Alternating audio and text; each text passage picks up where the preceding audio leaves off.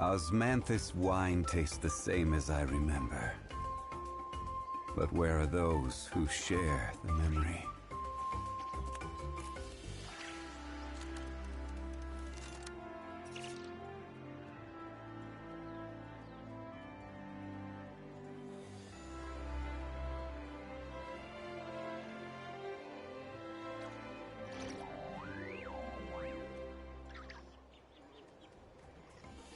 Where do you want to go next?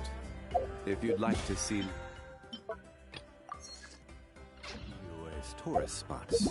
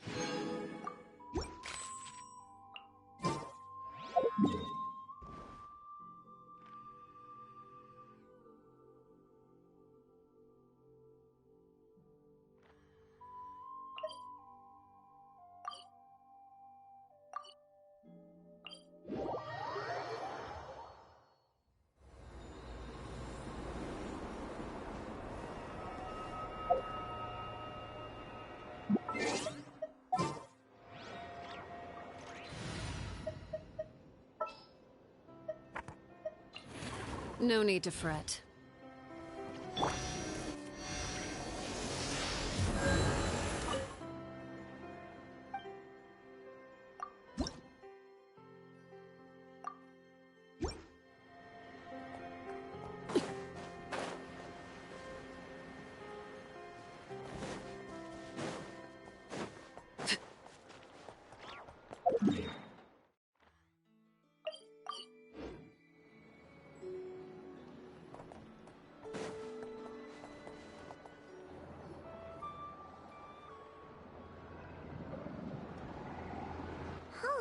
It's been a few days since we said bye to the others in Nasha Town.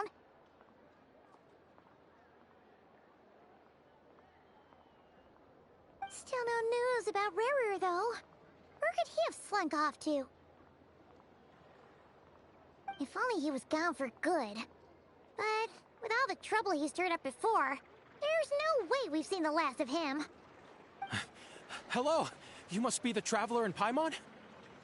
Mr. Flynn has been looking for you. Unfortunately, there's been a serious wild hunt attack over at the quarry. He thinks it's time to regroup and figure out a plan. The wild hunt? Oh, uh-oh. We better get over there. Come on, let's go!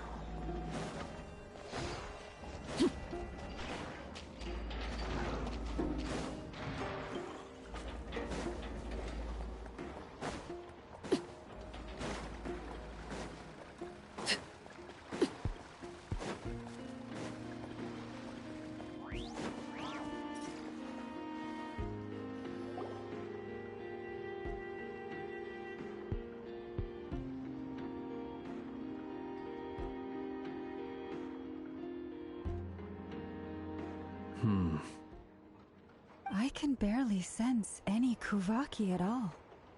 This whole area feels like a soulless husk. Looks like his appetite truly is insatiable. As if the power of that energy cannon wasn't enough. He's not seriously still getting stronger? What's his endgame here?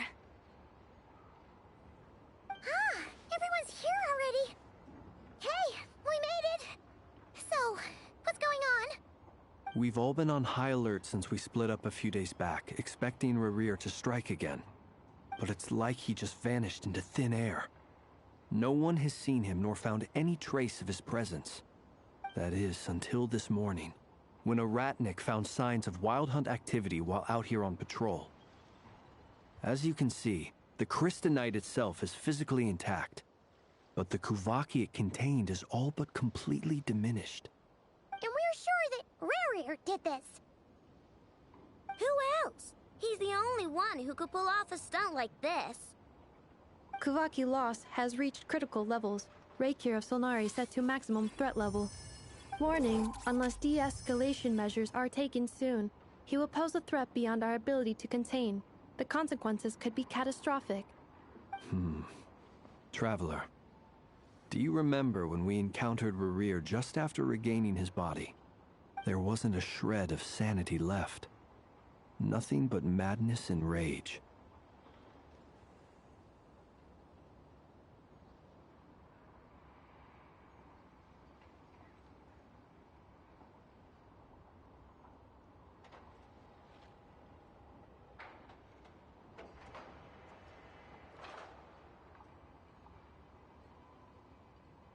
Yeah, didn't he shout out a bunch of names? Then he started raving about how nothing in this world mattered to him. Oh, Paimon gets chills just thinking about it. Oh, but the thought that he's still out there, lurking somewhere in Nod-crai, waiting for his chance to strike?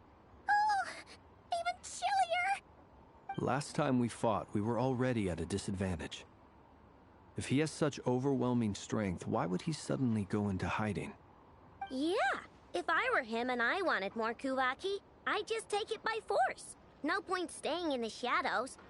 Unless something went wrong. His whole resurrection thing didn't exactly go smoothly. The other thing is, how does someone who's completely lost their mind still have the wherewithal to cover their tracks so perfectly? Beats me. According to certain medical studies, insanity does not always entail a complete loss of rationality. It may be that he is simply living in a world of his own. That actually sounds about right. He was ranting away to himself the whole time, like he had zero interest in talking to us. There are many unanswered questions here. He could be right under our noses, and we'd still be in the dark. Besides his name and title, we know little about him. Certainly nothing about his past, or what he might be hoping to achieve. Exactly. And we wouldn't even know where to begin looking. Even Boss hadn't heard of the Rahir of Solnari before all this. I'd be willing to bet that even if we gathered together every scrap of intel in Nod-crai, we still wouldn't find more than, like, 3 useful facts about him. So, if we do nothing, he'll just keep getting stronger. But if we want to investigate him, we have no idea where to look. Last time we had Marionette and her big robo-buddy to help us. Oh, Paimon's head hurts just thinking about it. What are we supposed to do against a threat this big?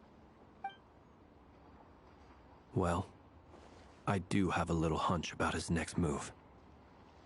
Given that he attacked the quarry, I'd say it's likely he'll target other places rich in Kuvaki. Somewhere like the Eye of Krati, or the Pillar of Embla. One thing's for sure. If we just sit back and let him keep absorbing Kuvaki, we really won't stand a chance against him. A perfectly reasonable hypothesis. However, it is worth noting that these two locations are quite far apart. To investigate them both, we'll need to split up. I agree, we should split up. Right now, Rarir's goal seems to be gathering Kuvaki, not fighting us directly. Once we're done, let's regroup on Hisi Island. Wait, why Hisi Island? If I recall correctly, your largest goddess statue was carved from Kuvaki-rich ore, was it not? That's right. Yes, it could well be a potential target of his. I should head back and start evacuating the pilgrims.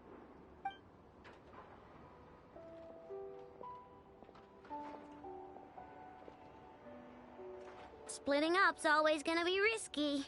But I guess we don't have much choice, right? We're in a race against time here. And if we do run into Rarir, what then? That's when you follow the third rule of treasure hunting. Run like the wind. Didn't you say the third rule was go with the flow? I don't know. Did I? Anyway, whatever. In this situation, go with the flow means go find backup. Agreed. If anyone finds so much as a trace of Rarir, do not pursue him. Get out of the area and alert the rest of us as soon as possible. We need to put safety first. All right, we'd better get moving. Come on, Anefa, let's go!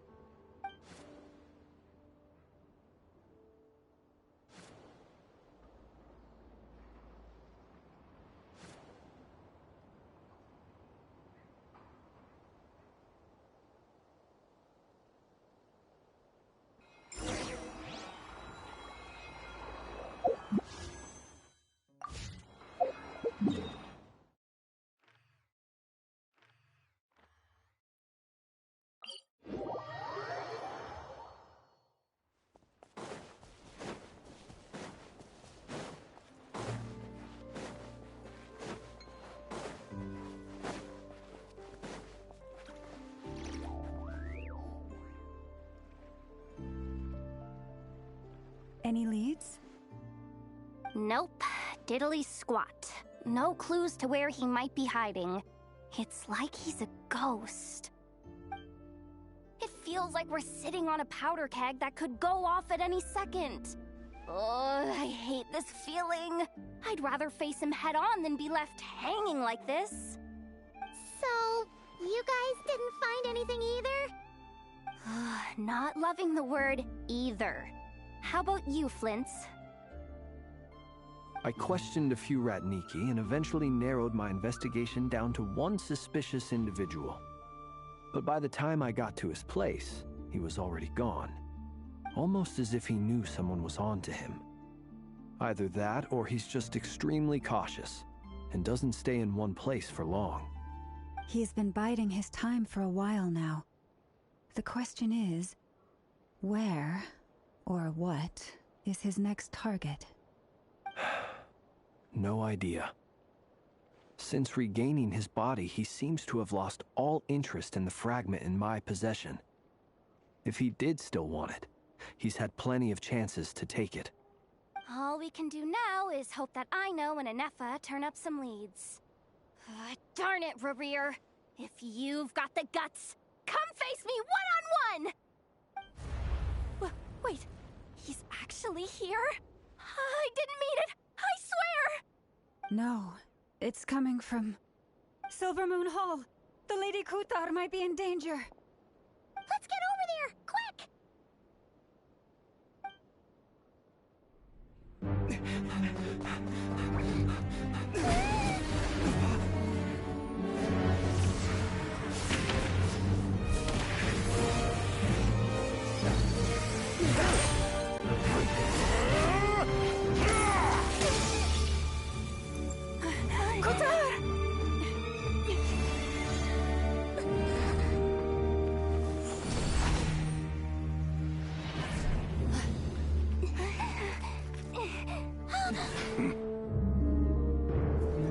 Why is he attacking the damsel elect? What's going on? No time for questions.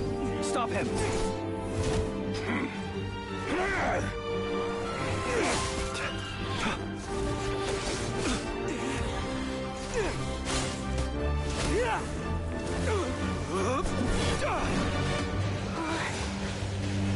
This is insane. Yehuda, get Kuthar out of here! On it.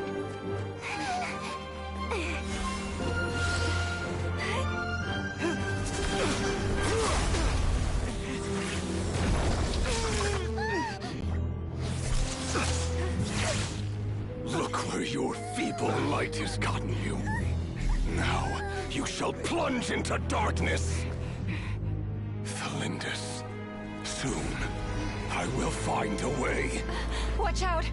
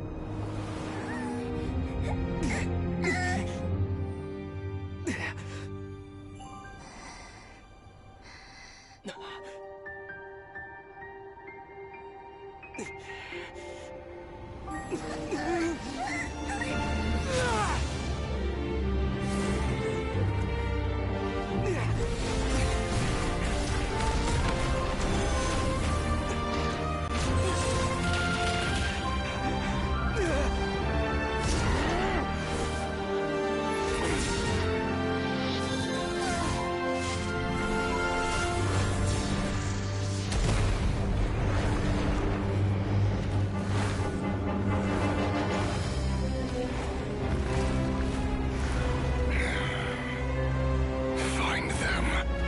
Even if it means turning this place to ashes.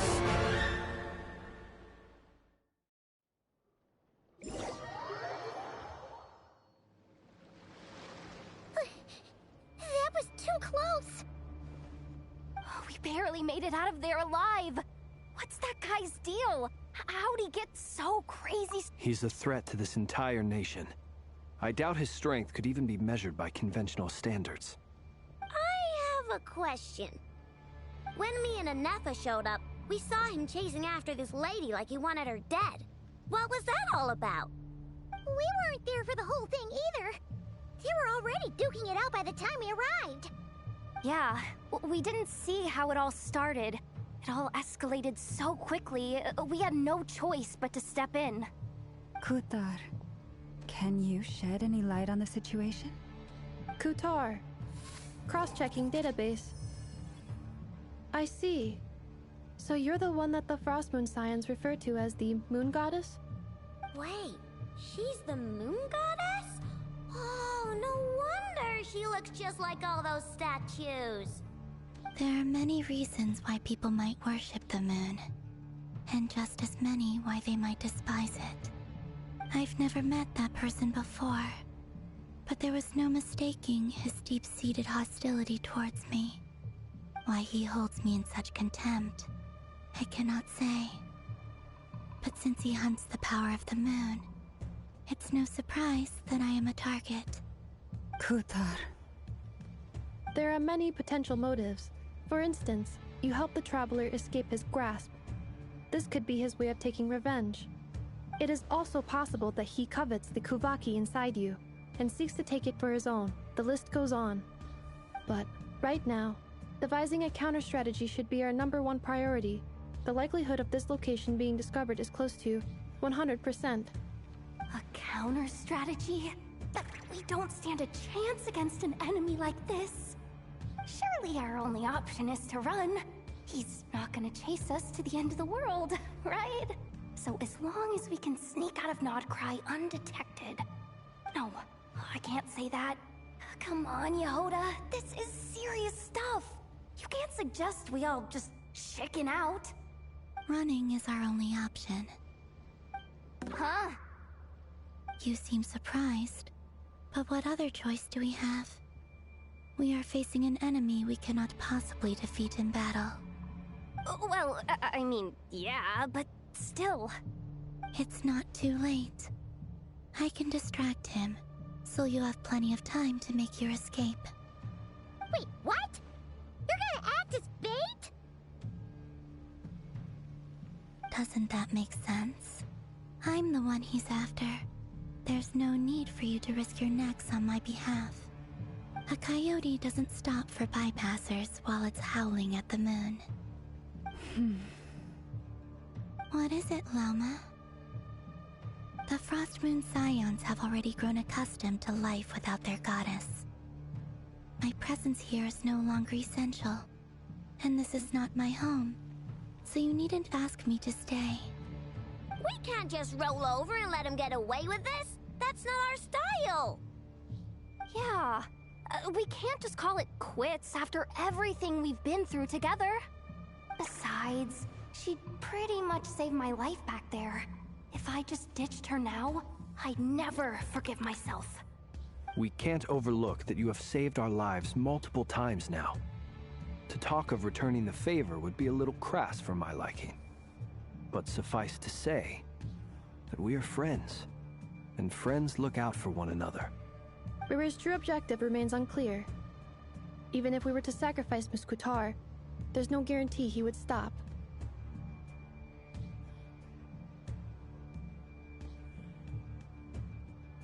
But...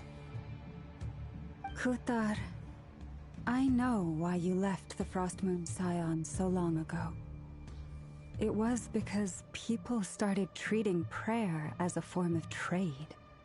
They would make self-centered wishes, force you to accept meaningless offerings in return, and then expect you to perform miracles for them, as if that were their entitlement. If it were me, I might have walked away too. But I believe that time can change everything, and that sometimes it takes losing something precious to appreciate its true worth. After much reflection, I've realized that this was never about whether the Frost Moon Scions need you. Any relationship based on need is purely transactional. What I truly hope is that you'll choose to stay, not out of obligation, but as part of our family. You were born here, and now you've returned. Who knows? Perhaps it was the moonlight that guided you home. Thank you, Lauma. But my power is on the wane. I'm afraid I will be of little use to you now. Very well then. I'll do as you say. Both times you saved us, we were transported across great distances in an instant. Is that one of your powers as the moon goddess? It is, but I find it very draining. I barely managed to pull it off just now, and it will be some time before I'm strong enough to do so again. Rejected by the world, my power is dwindling. Like a lake, cut off from its source, slowly shrinking away. Now, it has almost run dry. What do you mean, rejected by the world? The 3 moons belonged to the ancient bygone era in which they came into being. From the moment I was born, the world itself has been steadily sapping away at my strength. The 3 moons are not one and the same. As the goddess of the Frost Moon, I cannot wield the powers of the other 2. Yet moonlight has a way of blending together. Each can reflect the other's glow. So when our fingers touched, I was able to restore my strength by drawing Kuvaki from the eternal moon's marrow. But this method of recovery is painfully slow. If only we could find the... It's the Wild Hunt! Even faster than we expected. We'll have to finish this conversation later.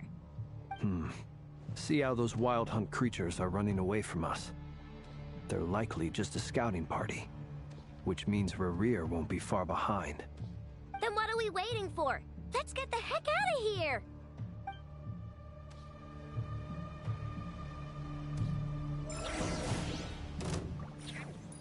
Lushes the moonlight.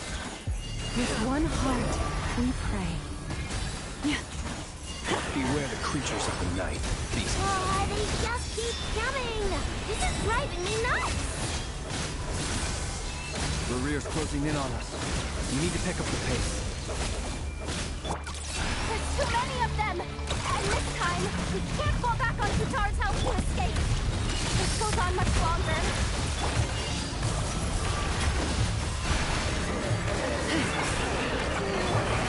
The long sleep beckons. Be silent. Close your eyes. To the dust.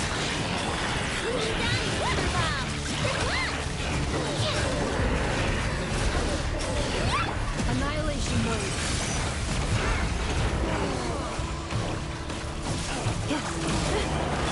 For the everlasting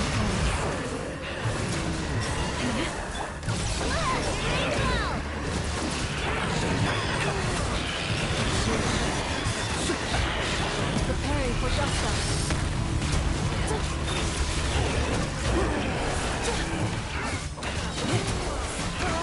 By the frost moon burn, branch into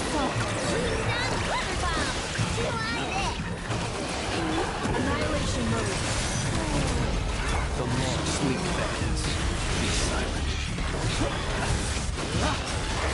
Close your eyes.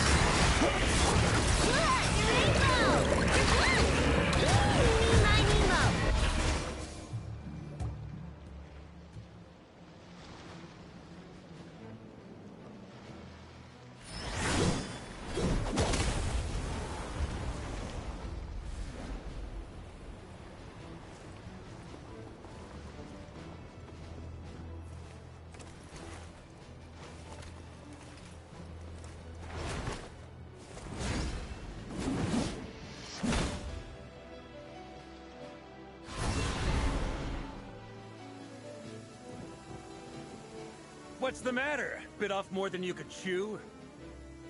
Uncle Varka! You're back from Amsvarnir? Whoa! You're Varka? Grand Master of the... We could save the intros for later. Right now, let's get you all out of this hellhole. Follow me. I know somewhere you'll... Oh, is that where I think it is? That's the one. Come on, move! There's no time to waste.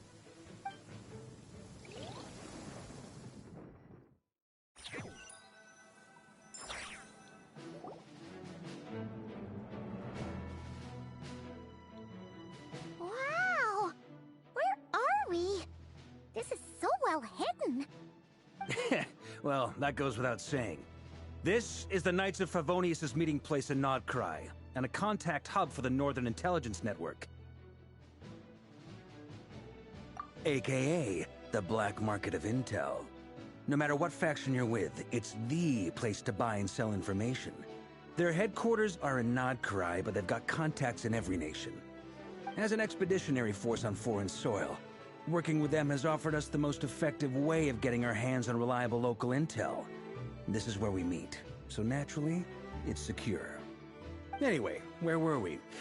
Folks from Nod-crai should be pretty familiar with me by now, but I believe this is the first time we've met. Allow me to introduce myself.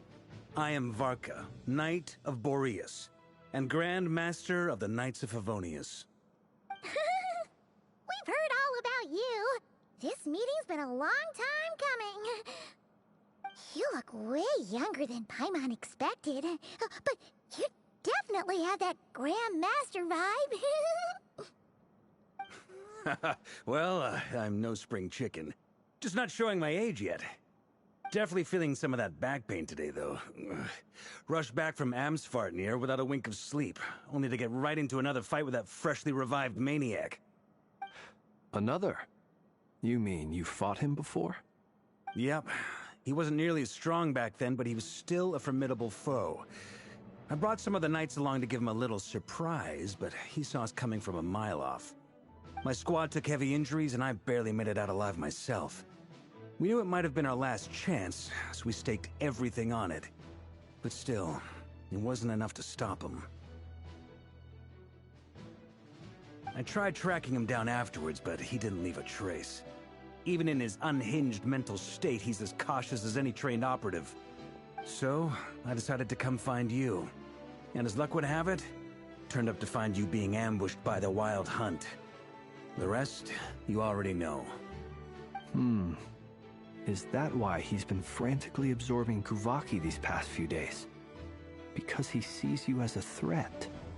Maybe I'm part of the equation, but even if I weren't, I'm sure he'd still be gathering power. He's clearly working up towards something. Note to self, Uncle Varka's strength rating officially upgraded. Guess it's my turn to ask questions now. So, what exactly has been happening in Nod-crai? Why is the Wild Hunt returned in humanoid form? And why is it after you? That's a long story, but I'll try to make it quick.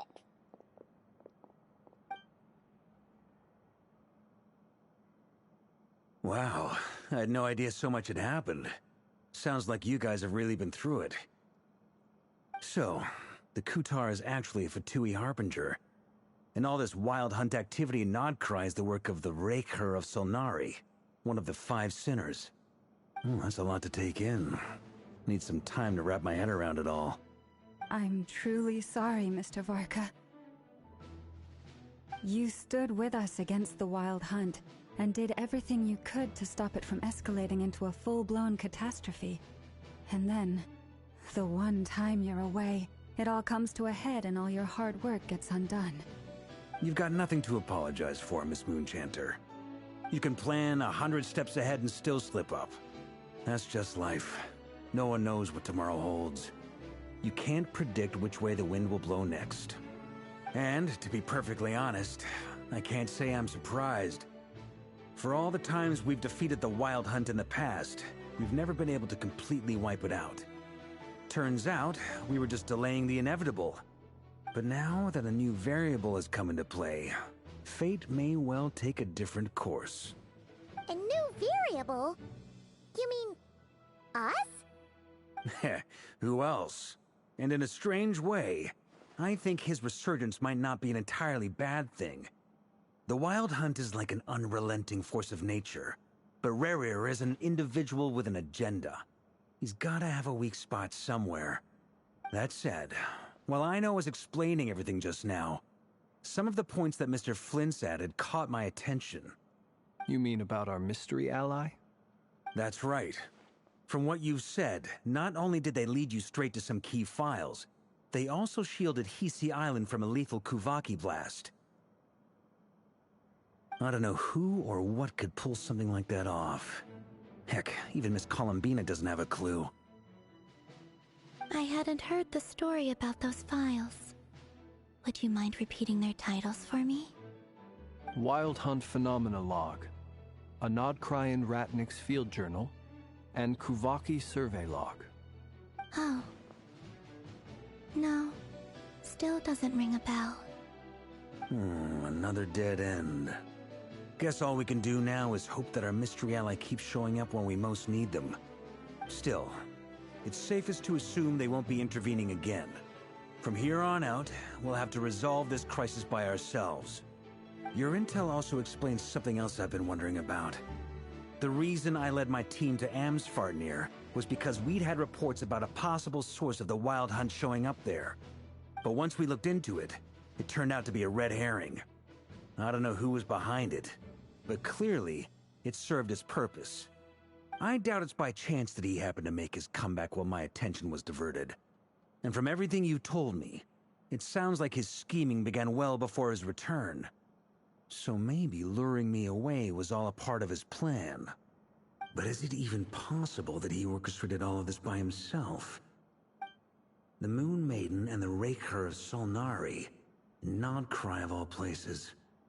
The way everything is unfolding, it can't be a coincidence. So, what do we do now? Got any ideas? Right now, we've got at least 3 things to consider.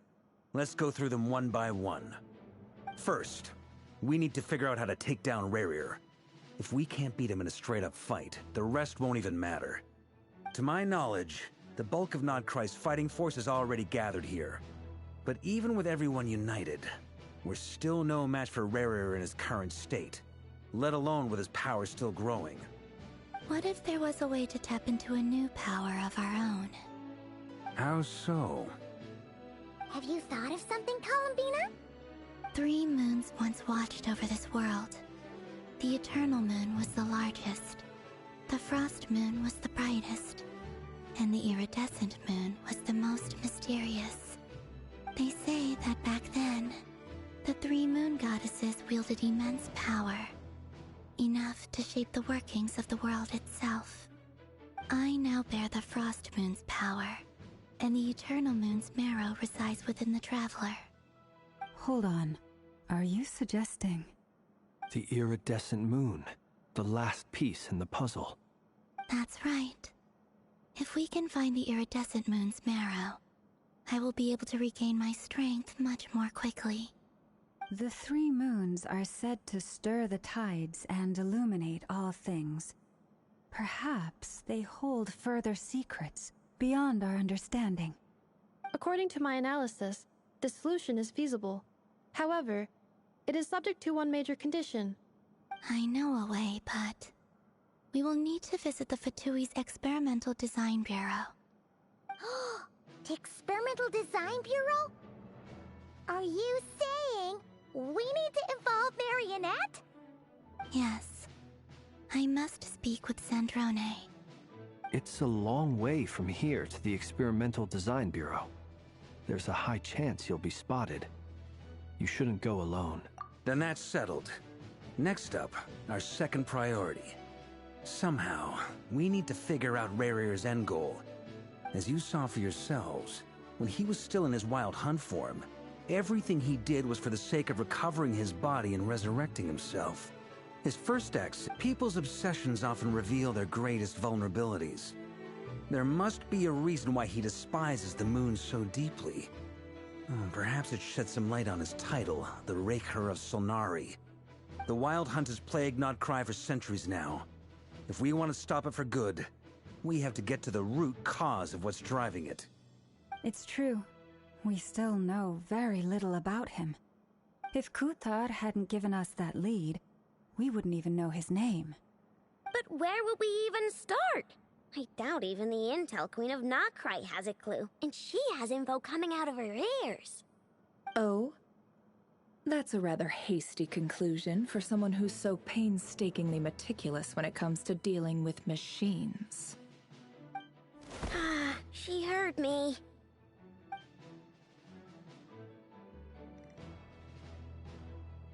Boss! What are you doing here? I'm now asking myself the same question. I received a letter from a humble knight of Favonius, requesting a meeting to discuss a major business deal. But it looks like this humble knight had something else in mind. Details, details. Miss Nefer, the important thing is that you've arrived at the perfect time. Since his failed ambush, I've been racking my brains trying to come up with a plan to fight Rerir. Given the severity of the situation, I think it's fair to say that our only chance lies in uniting as one. And I'm talking all the factions in Nod-crai. We can't do this without the Curatorium, but I knew it'd be a tough job to win you over. So, I took the liberty of reaching out for a little chat. Wait a sec. How did you even hear about this place, Nefer? Didn't you say this is meant to be the Knights of Favonius' meeting spot? And a contact hub for the Northern Intelligence Network? And isn't it supposed to be super hidden? You really think he could have gotten settled in Nod-crai without my help? Besides... Allow me to introduce the current head of the Northern Intelligence Network. If it's intel you're after, she's your woman. Pretty much seen and heard it all. Please spare me the flattery. Let's cut to the chase. Seems like you've run into some trouble, huh?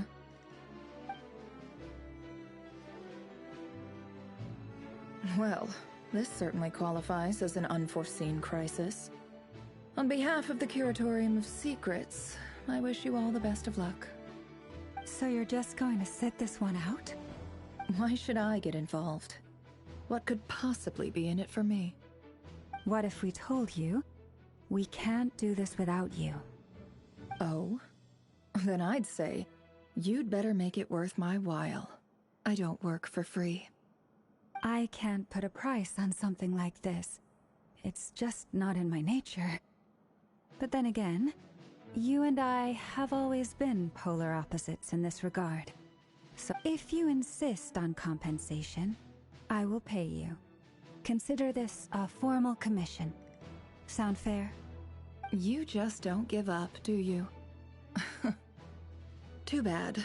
I know you well enough to know you can't afford my prices. The riskier the job, the more it'll cost. And a Moonchanter's stipend isn't exactly generous. Unless you're planning to start passing the donation box around among... Boss, just a thought. If they come up short, maybe you can take the difference out of my next few paychecks. Things got really dangerous during the fight with Rerir. If this girl hadn't saved me, I'd be ley line fodder by now. I'd be gone for good, boss. If there's any way we can make this work, I'd really like to help her. Please? I'm begging you. This is why I'm always telling you never accept favors. They are the hardest debts to repay. You have to be careful who you get involved with, or you invite all kinds of misfortune. Very well, Yehoda, I will help. But just this once. Don't count on this happening again. Flynn's, that fragment that Rerir was after, do you still have it on you? Of course. Let me borrow it. I need it to follow up on some leads. Wait, you actually have some leads? Shh. This is top secret information. I get it. We all have things we'd rather keep to ourselves. Plus, I know we can count on you, so we'll leave the intel gathering in your hands.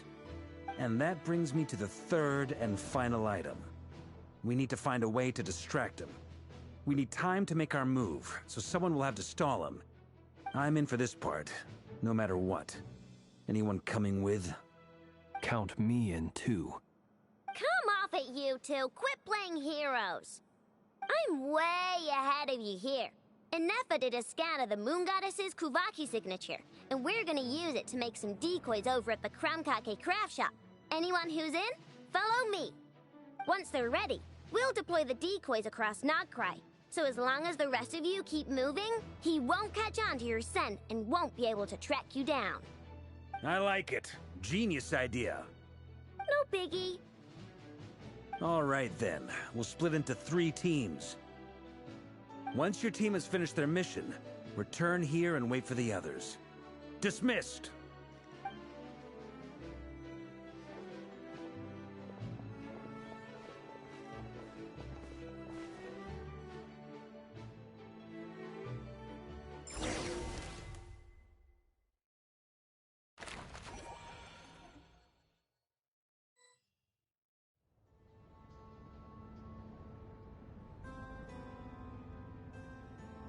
Lady Damselette.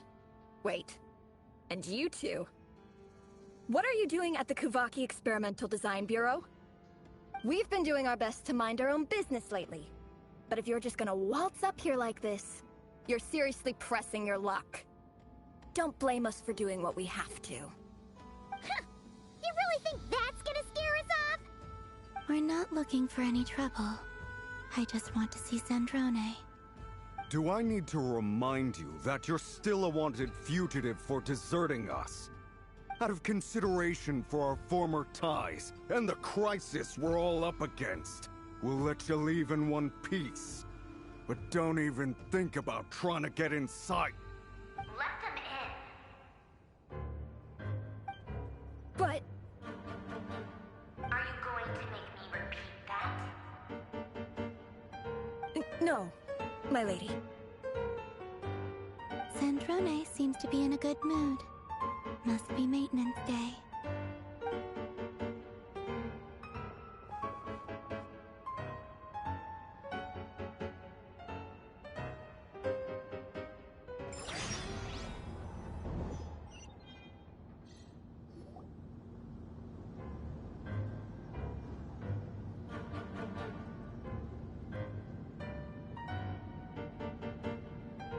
So tell me, to what do I owe the honor this time? Actually, before you answer that, just so we're clear, we're not colleagues anymore, Columbina. I don't owe you anything.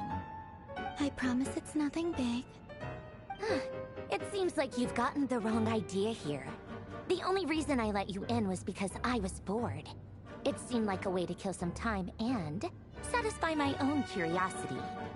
Whatever miscalculations I may or may not have made in the past, I haven't lost the plot enough to even consider sticking my neck out for your sakes. I'd like to speak with Arlecchino. What? Huh? You mean the knave? I'd like to speak with Arlecchino. Is she in Nod-crai? No, she's not. Once the work on this facility was completed, she went back with the Rooster and Regrator. The only ones in Nod-crai are me and... What is it you need to speak to her about anyway? Rerir is hunting me. If I'm going to face him, I must first retrieve the lost moon.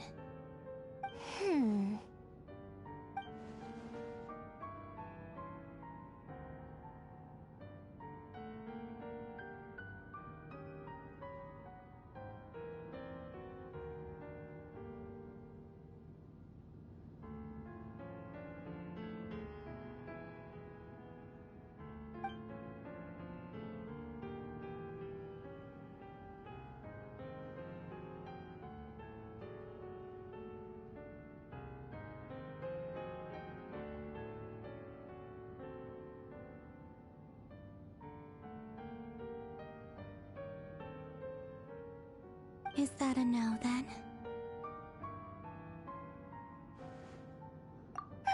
As if I need reminding. I was this close to settling things with him before someone decided to whisk me away to their weird little garden. Have you held any tea parties lately? Tea parties?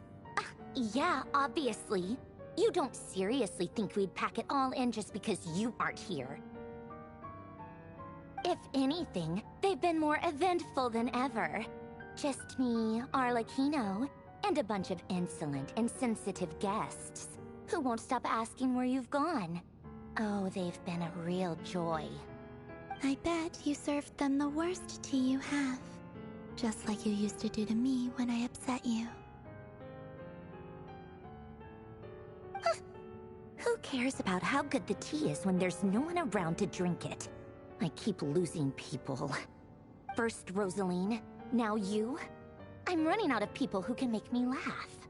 Honestly, what could be more ridiculous than a multi-centenarian goddess who's only ever had the plain herbal tea she received as offerings?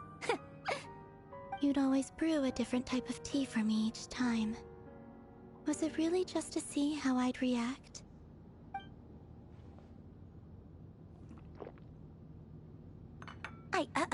Well, duh. Why else? Watching you squirm was practically my only form of entertainment.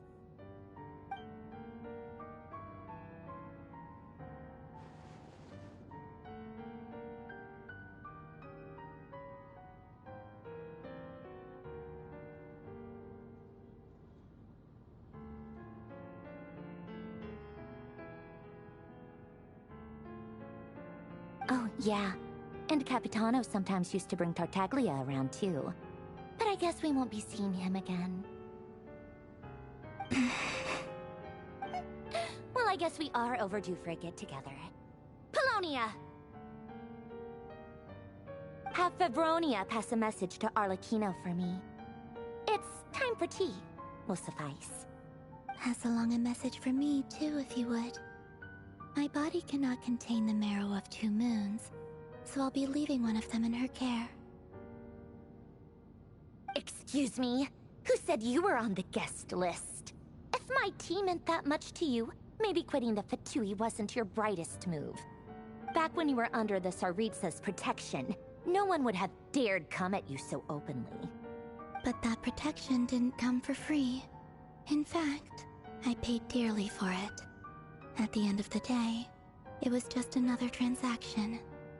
I just got tired, that's all. I never wanted any part in their grand ambitions, and I've had enough of being treated like a bottomless supply of power. It brings back memories from the old days, when I was still worshipped as the moon goddess. Centuries on, it may be a different group of people, but I see the same greed in their eyes. I figured you'd leave eventually.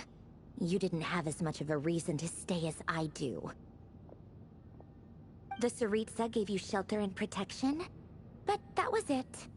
Nothing more, nothing less. Meanwhile, the Fatui demanded everything from you in return, until it was more than you could bear. I get why you left. And frankly, I have no interest in dragging you back just because the higher-ups told me to. But if you keep hanging around with this riffraff, the next time we cross paths, we might be enemies for real.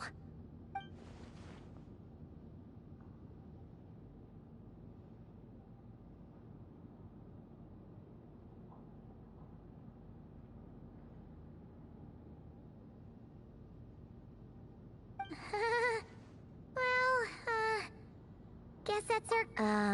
That might be your plan. But it sounds like someone else wants you to stay a little longer. Huh? What do you mean? Listen.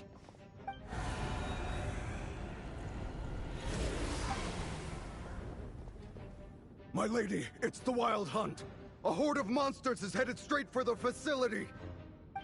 Another uninvited guest trying to crash my tea party. Clear the area! I'll handle this. Wait, what? You want us to leave you here by yourself? Huh. You'll be lucky to make it out of this alive. You really think you can afford to worry about me? Go on, get out of here. You may have stopped Polonia from crushing him last time, but I've made sure that won't happen again. The entire Experimental Design Bureau is rigged for war. Stay and watch if you want, but it'll be at your own risk. You're not flag- Don't tell me what to do!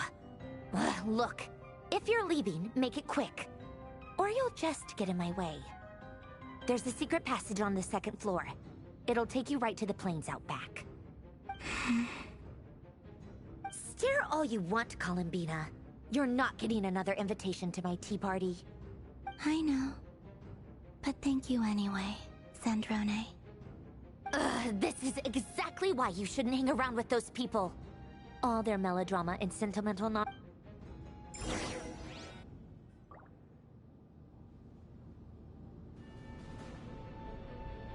Come on then, Mr. Ray here. Let's pick up where we left off. It's your Wild Hunt monstrosities versus my beautiful creations. Let's see who comes out on top.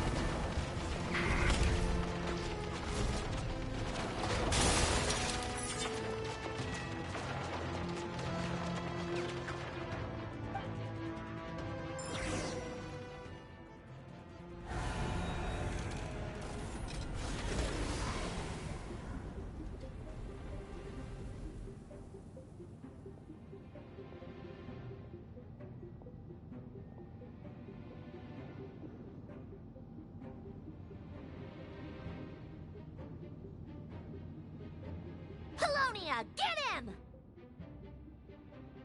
I've upgraded Polonia again since our last encounter, and uploaded every last scrap of your data. So let's finish this, once and for... Where did she... Hey! Over here, you big... Curse it. Moon, go. Keep searching. She cannot have gotten far.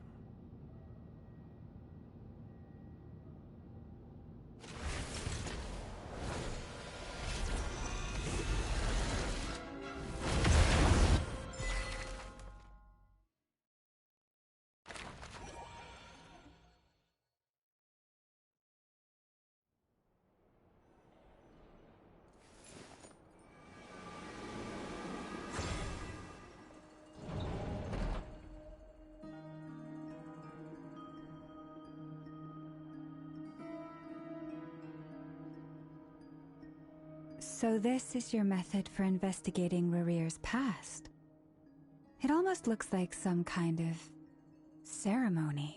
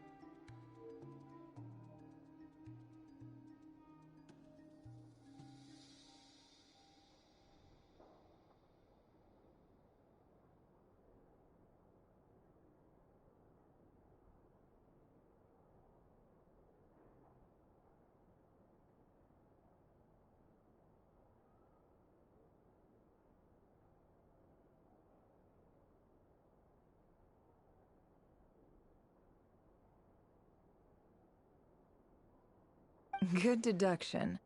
But it's quite a different affair from what you're used to with the Frostmoon Scions. Whoa! First time I've ever been in here. Boss always said it was off limits, so I pictured some kind of creepy dungeon. But it's actually kinda nice.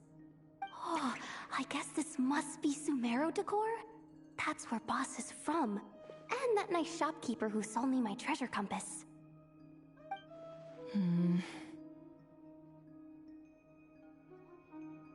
I'm not sure exactly what you've got planned, but it looks like you're all set. When do we begin? Whenever we wish. But for some reason, I've got a feeling this isn't going to end well. I've never faced Rarir myself, but from what you've told me, his power is beyond anything I could imagine. I, on the other hand, am just an ordinary businesswoman. Our paths should never have crossed, yet here I am, forced to make an enemy of him. If you ask me, you're about as far from ordinary as it gets. So what are you saying? You're getting cold feet? Once I take a job, there's no backing out. Still, I have to ask myself if the power I'm relying on will even work on an opponent of this caliber. And also how to make sure I come out of this alive if things spiral out of control. Death is the one thing we can take for granted. It is the great equalizer, however fortunate or unfortunate we may otherwise be. So it's important to consider how to spend what lifespan we have left. Come on, boss. Lighten up. Quit talking about death. It's bad luck. For once, I agree with you. When you're up against a foe like Rarir, there's no such thing as being too prepared. Is there anything I can do to help? That won't be necessary. I've already made up my mind. Time to cash in a precious favor I've been saving for a rainy day. Yehoda, I need you to find someone for me. The sooner the better. Find who? That shady merchant who sold you an overpriced treasure compass the other day. Come on, boss. You're pulling my leg again. In what way is she shady? She showed up when I was completely lost and sold me a neat little gadget that was exactly what I needed. Trust me, she's a good person.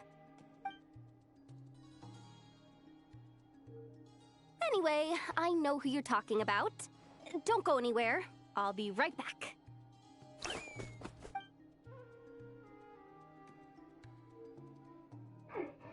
I genuinely can't run any further!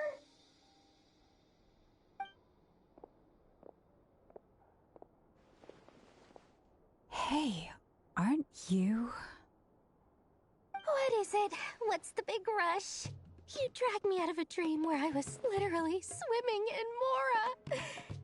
I'm charging double my usual attendance fee. See, look how easygoing she is. After that rude awakening, she could have completely snapped at us. But instead, she kept it together and just asked for an extra fee. Dori Sangama Bay? I never would have pictured you two doing business together. If you want to make it big in Nod-crai, it's all about connections. Lady Nefer just so happens to have a lot of intel that interests me. And she also did me a big favor in the past. It was back when I first arrived in Nod-crai. My trusty assistant, the genie in my lamp, had an adverse reaction to the Kuvaki and fainted. And when you know it, that's when I suddenly find myself in a life-or-death situation. Good thing my compatriot was there to swoop in and save the day. I've been giving her a 30% discount off all of my goods ever since. Now, so that no one here feels left out, I'm willing to extend a 20% discount to fellow friends of Boss Nefer. Plus, any other friends you send my way will enjoy 10% off. What can I say? The great Lord Sangama Bay is nothing if not generous. So, let me guess. You've run into some trouble? I've got everything you could possibly need, and the more you buy, the more you'll save. You guessed correctly. What have you got in the way of survival gear? The one type of gear I've never been short on. What are you looking for? A jetpack fresh from the Academia's labs? An ancient suit of armor dredged up from the bottom of the sea? At the very least, I need to know what kind of opponent you're dealing with here. If even you're worried about staying alive, it must be pretty serious. What if I told you it's someone with the power to bring a nation to its knees? Is that so? Then we really are talking top-shelf treasures. I don't have anything like that in stock right now. I'll have to ask my supplier. Your supplier? A powerful woman, make no mistake. I can't reveal her identity, but luckily for you, I hear she's planning to visit Nod-crai in the near future. If you're willing to wait, I can ask her when she's here. Can't say exactly how long that'll be, though. Then, let me put it another way. What would you do if you encountered an enemy like that? Roll over and serve yourself up on a silver platter? Of course not! I have a handy little trinket from one of my generous suppliers, which... Hold on. What exactly are you getting at? No, no! This is for my personal use only! Let's just say I'm borrowing it, all right? Just for insurance purposes. You'll get it back later. Favors are the worst kind of debt to owe, and now you've got a chance to repay one. A win-win situation, don't you think? Fine. You can borrow it for 5 days. No, make that 3. And for every extra hour after that, I'm charging you 1,000,000 mora. Deal? Deal.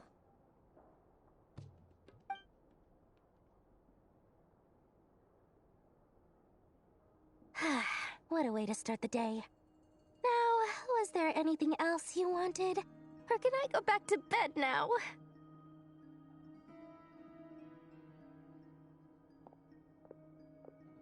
That will be all. Take care now. Don't trip up on your way back, friend. See you later! You're my favorite shopkeeper.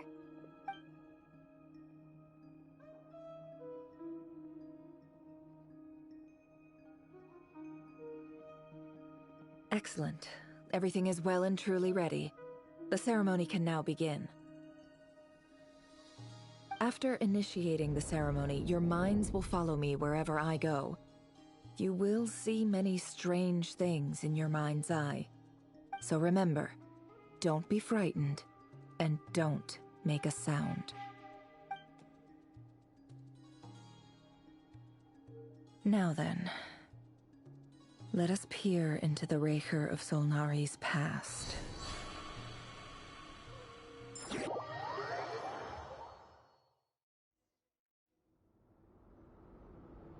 I made it. I don't recognize this style of architecture. Must be Conrian. Simple furnishings, table and chairs. It's a more ordinary house than I might have expected. Looks like the fearsome Raker of Solnari came from surprisingly humble beginnings. Unless this passed for luxury in Conria. Unlikely. It was said to be a very prosperous nation in its heyday.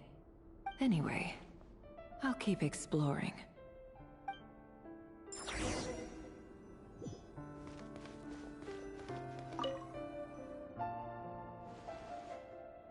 Hi, Rivier.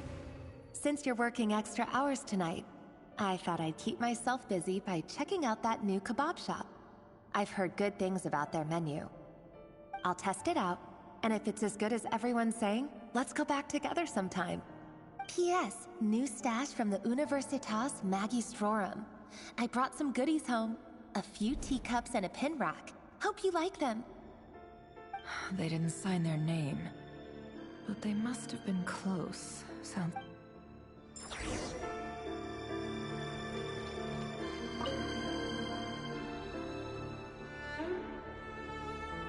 I went over to Joseph's for drinks today.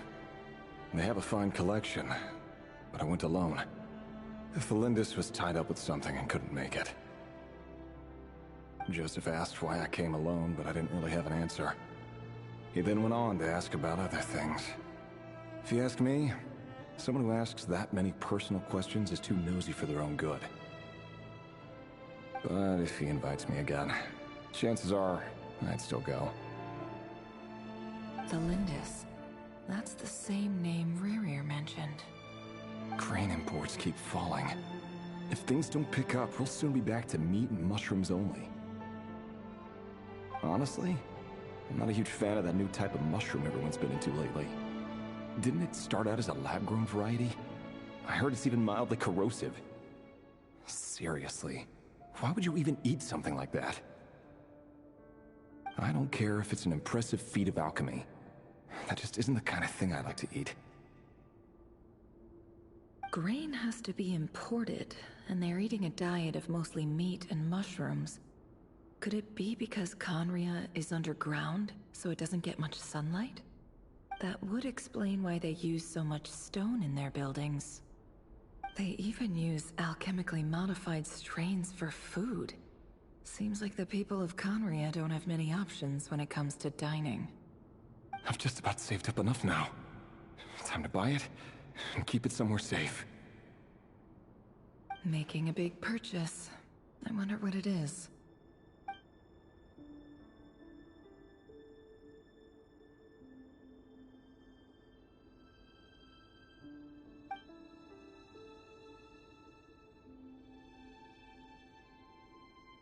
He really is a professional. No wonder he's so good at covering his tracks. Despite what he's become, it seems like he's retained certain habits, at least in this regard.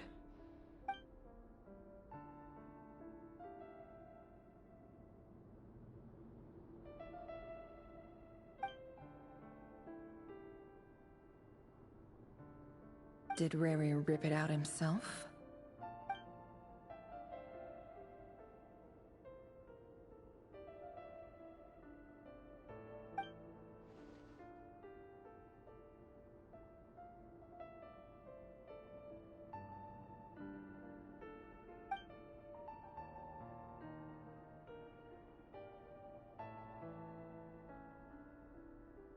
Before I met you, I was convinced that my heart was nothing more than a stagnant pool. The burial place of a fallen moon. A withered, windless grove where the waters rested forever unrippled. It was you who helped me see that my heart hadn't entirely withered away. That it could still beat to the rhythm of love. This is just trivial sentimentality from the looks of it. The burial place of a fallen moon.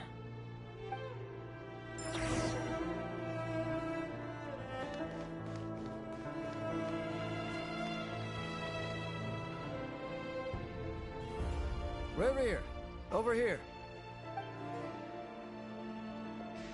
Dane! Oh, and, Vedaflin here? What a surprise to see you here, sir. Hello there, Reverie. You need not address me so formally outside of court. He doesn't get that much free time, so I invited him over for a drink. Even the court prophet deserves a break every now and then, right? Well, I'm flattered. So, what are we discussing today? Hey, don't look at me. As far as I see it, we don't need an excuse to have a few drinks. Come on, don't give us that. Didn't you say you were about to pop the big question? How's that coming along? Who'd have thought the great Twilight Sword was an even greater gossip? I just didn't expect you to be the first one to settle down and get married, that's all. Yeah. If you told me that a few years ago, I wouldn't have believed you either. So, are you planning to come clean about your job then? I'm guessing you still haven't told her. Sure, I'll have to tell her at some point. But I'll need to pick the right time and place. To be honest, I have no idea how she'll take it. Come on, stop being such a pessimist. For all you know, she could be thrilled. I bet she'll be much more impressed by your actual job than the one she thinks you're doing now. A member of the King's Guard. Quite the cover story. Does the king himself even know? Of course he does. Anyway, enough about me. How have you been? Me? Same old, same old. Nothing much to... Huh? What's up, Ved? It's nothing. Vedaflin, Daneslif's elder brother. Renowned throughout the court of Conria as the Vision. And yet, despite the gulf between us, he seems to have something to say about me. Does he even know me?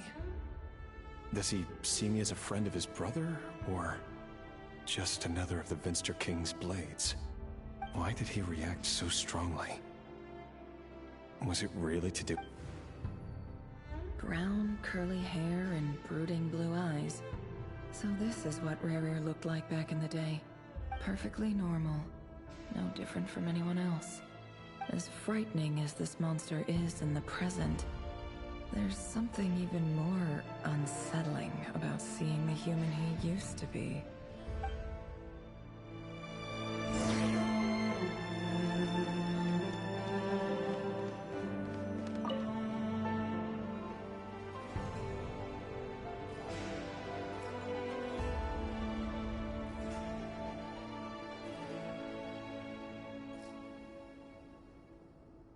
Felindis?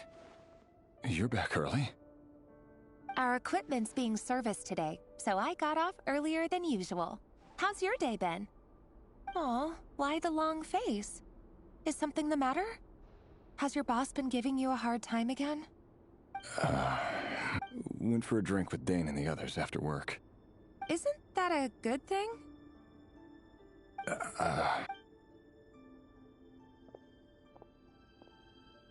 Vedaflin showed up today, too.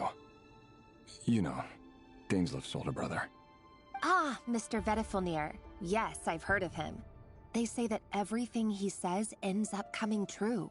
He overheard Daneslif mention that I'd recently proposed, and seemed to have an issue with it. But when I asked what it was, he kept it to himself.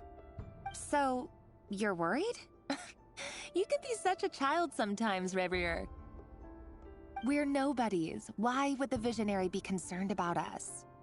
I'm sure someone in his position has much bigger fish to fry. Maybe you're right. You worry too much, Revier. We've been together for ages now, and everything's been going so well, has it not? You've even... So, you do remember. Tell me then. What's your answer? Like I said, I need some time to decide. You can't just rush into things like this. We may be nobodies in the grand scheme of things, but if we want things to work out, we've still got to plan ahead. All right. Take your time. Just don't keep me waiting forever. Nobodies. Sounds about right. In the eyes of people like Vedalfnir and Dainsleif, what do we matter? Can someone whose gaze is so fixed on a far-flung future even see the present clearly? Besides, the dynasty's fate rests with the king and his inner circle. Meanwhile, every idea they come up with and every decision they make, it affects everything. These days, the king is lost in his research, and the purge of the Crimson Moon bloodline grows ever more intense. The opposition tried to speak out, but nothing came of it. I'm under no illusions as to why. A man can have 1,000 reasons to carry a sword, but there are few good excuses to use it. Yet the king has never even considered a gentler approach, and he never will. What becomes of someone who kills on another's behalf? Can he ever find true peace?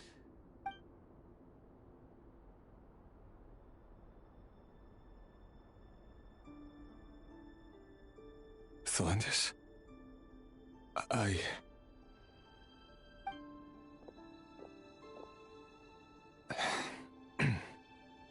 It's nothing. You were right. Fate has never smiled upon nobodies like us.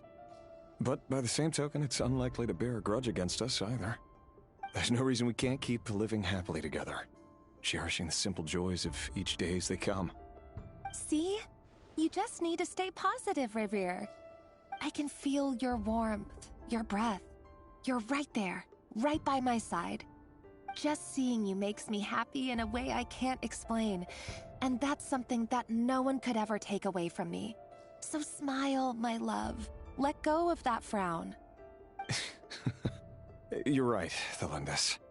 I've just been overthinking things. That's better. Getting caught up about things like this will only ruin our evening. Speaking of which, all set for the ball tonight? I need to go get ready. You go ahead. I just have a few things to take care of, then I'll come join you. Even busier than the big shots, huh? Fine, I'll go get started. But don't be late. If you keep me waiting too long, I won't be a happy bunny. Relax. I'll be there. Seriously, though, you drive a hard bargain. You're really gonna leave my proposal hanging and still expect me to take you to the ball? Well, that goes without saying. I already told everyone I'd be coming with a dance partner. Besides, they're two completely different things. Let's take it one thing at a time, all right? All right. White outfit it is. It seems like Rerir was deliberately hiding his ties to the intelligence services by giving the impression that he was just an ordinary member of the Finster King's Guard. He clearly doesn't want his would-be fiancée to know about his other life. Then again, that's hardly surprising. People in the intelligence trade rarely do. Who'd have thought we were in the same line of work? Let's dig a little deeper.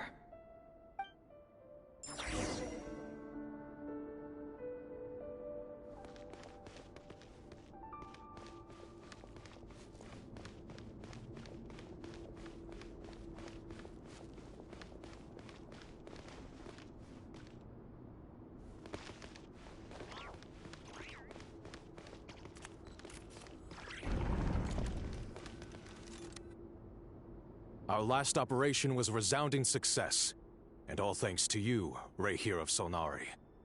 In total, we apprehended 32 dregs of the Crimson Moon, and 67 accomplices.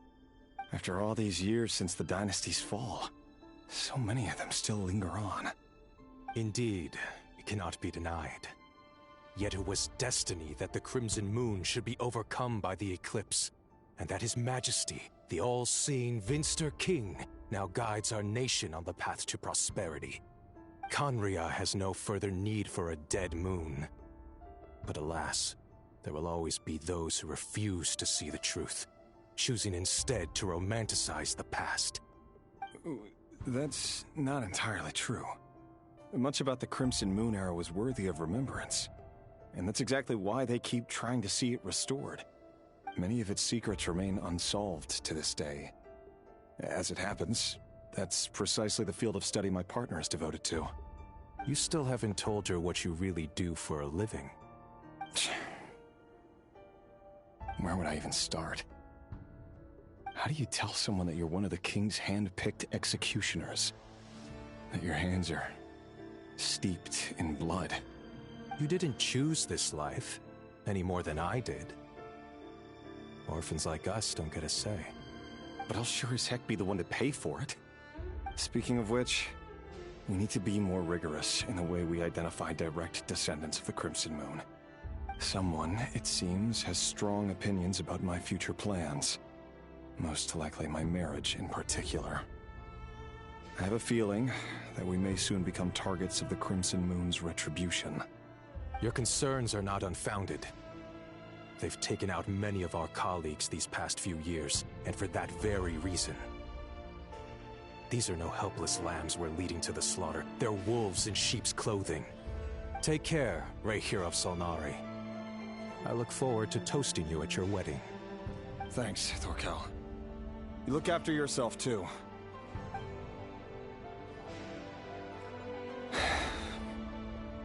Thelindis, I never wanted to keep this from you.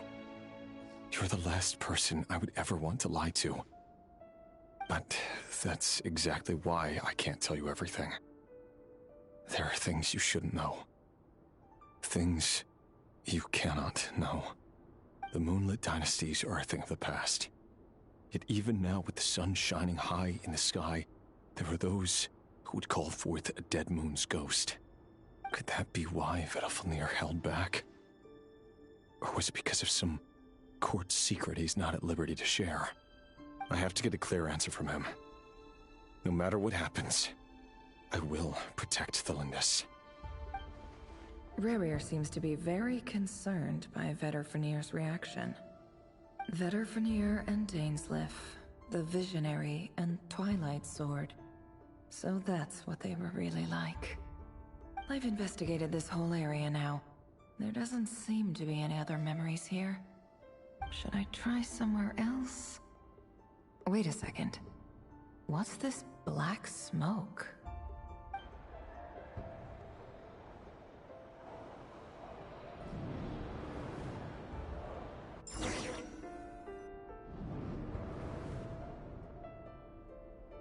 So, he's late after all.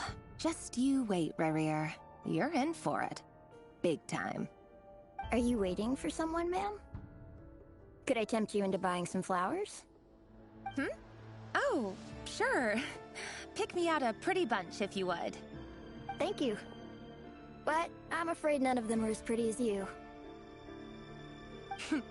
For someone so young, you sure have a way with words, don't you? I'm only telling the truth. Look me in the eyes. You'll see I'm not lying. May we have a word in private? Who are you? And what do you want? It doesn't matter who I am. Too many of our kind have fallen lately, so I decided to take the risk of reaching out. Not long ago, the Rayhir of Solnari led an assault on one of our strongholds. We suffered many casualties, and many who came to our aid lost their lives as well. Sorry, I don't know why you're telling me this. And I don't want to get involved. Wait, hear me out. This time we finally got a clear look at his face and learned his true identity. His name is Rayhir, and he claims to be one of the King's guards. What did you say? A cruel irony, isn't it? The man you're set to marry leads a double life as a brutal executioner. But surely, you must have caught a whiff of the blood on his hands. Why are you telling me all of this now? Simple. It's because... How strange. Rerir was nowhere to be seen in that memory. It clearly belonged to Thalindis. Rerir couldn't possibly know what happened if he wasn't even there. Why would her memories appear in his fragment? The ceremony won't last much longer. I think it's time to call it a day.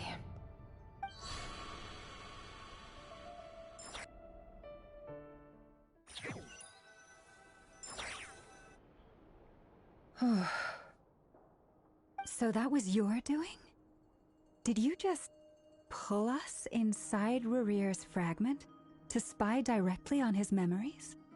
Any more questions, and I'll have to start charging. I had no idea you could do that, boss! Seriously, that was amazing! We're not worthy. We're not worthy! I gotta admit, though, I'm itching to see what happens next. Feels like we barely scratched the surface. I'm just as curious as you are. But the ceremony only allows for limited time inside. That's all we can see for now. Luckily, we managed to learn quite a lot. So far, so good. I just hope the others are doing okay too. Especially the group with the Traveler. Their mission is a risky one. Let's hope it's all going smoothly. If you're worried about them, go see how they're doing. If I know Boss, she's gonna need some time to write up all the details and make sure it's all coherent. I'll stay behind to lend a hand, but feel free to head back and meet up with the others.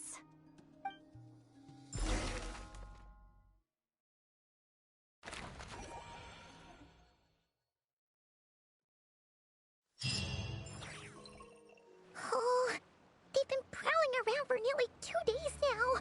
These things just won't quit. Oh, they might not have seen us yet, but them constantly sweeping the area, our way out is completely blocked.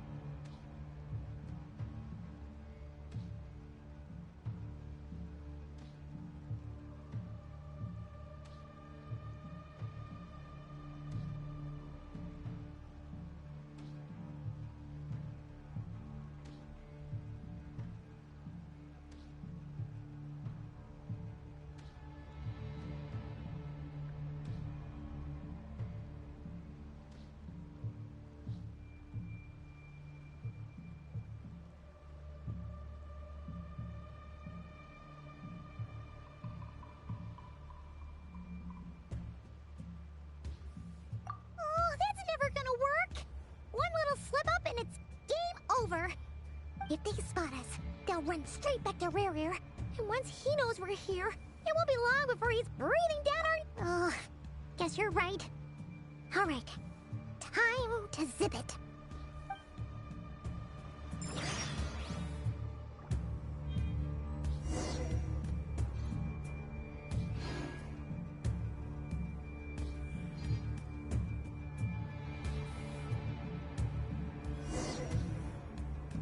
Oh, they've been prowling around for nearly 2 days now.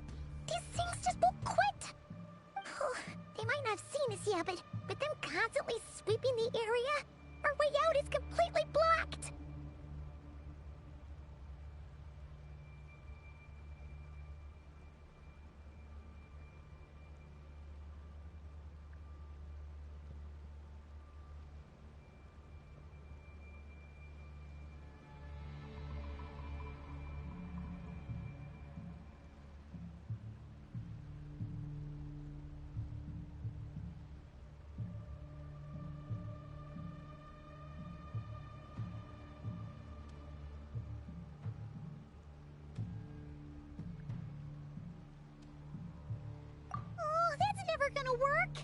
One little slip up and it's game over. If they spot us, they'll run straight back to Rare. And once he knows we're here, it won't be long before he's breathing down our necks again. Oh, guess you're right. All right, time to zip it.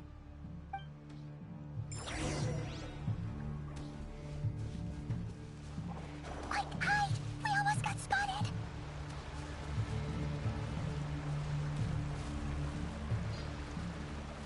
Phew, that was a close call.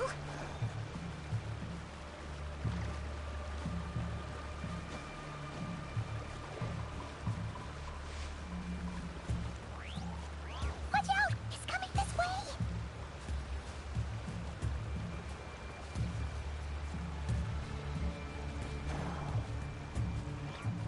Keep going. We're nearly there. This is the final hurdle.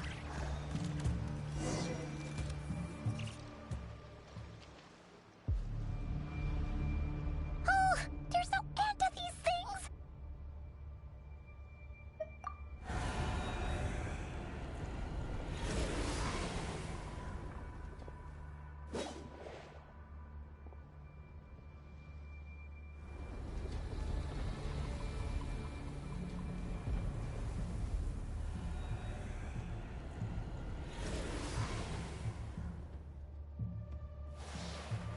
Fire.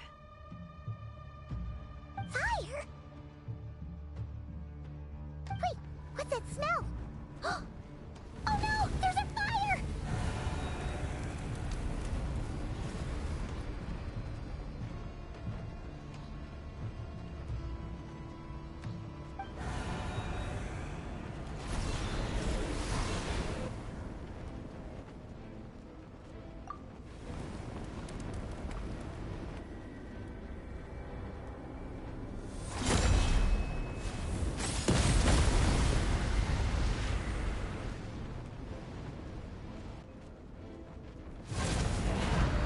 Sandrone was right. You look weak, Columbina. The old you would never have let such lowly creatures bar your way. Word has it that you did something for the Tsaritsa, and that's why you've lost most of your power. Freedom comes at a heavy price, doesn't it? It's Arlecchino! You came! Hello again, Columbina. And greetings, guests of the House of the Hearth. It's been a while, Arlecchino.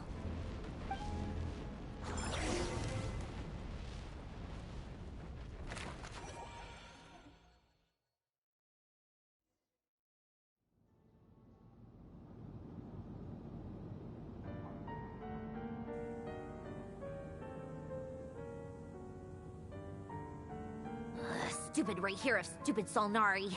Ugh, whatever. I've got all the data I need. Next time we meet, you're finished. He sure doesn't pull his punches. Excuse me, do you need a hand? You can do me a favor by staying out of my way. Can't you see I'm busy? Wait a minute. I recognize that voice. Hello, Miss Sandrone. Father sent us over to help. How considerate of her. Hey, Fremine, get over here and help me fix this. Lenny, you do your thing. Just keep your sister away from my machines. Nearly every machine that cat girl touches ends up going haywire. Go put her on cleaning duty or something.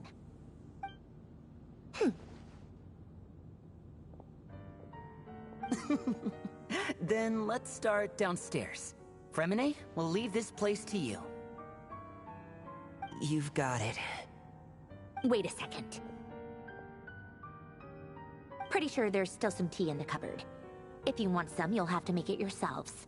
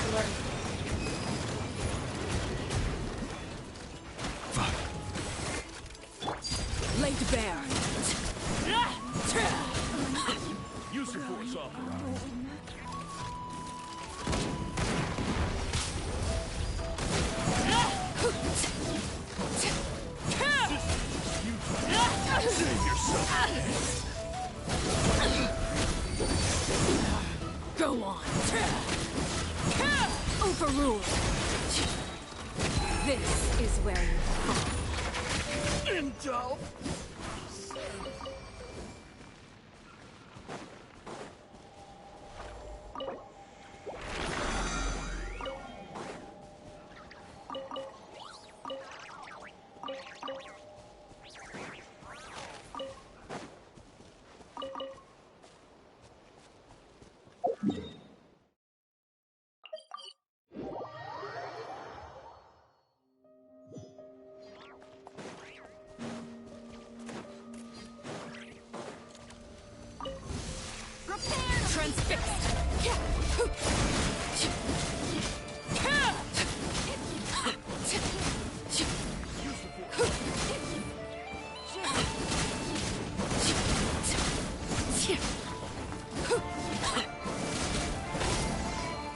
Overruled.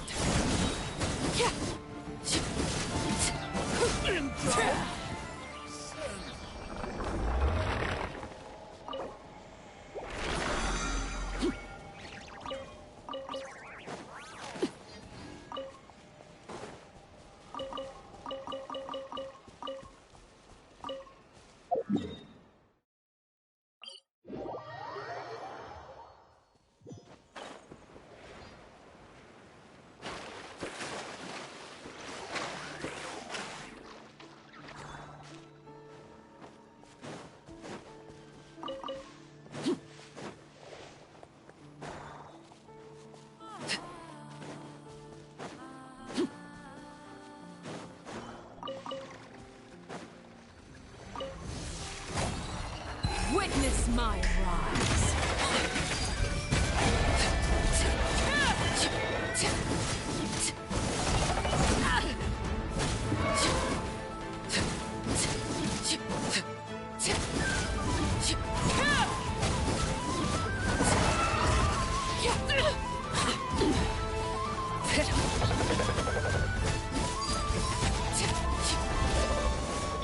Bow your head.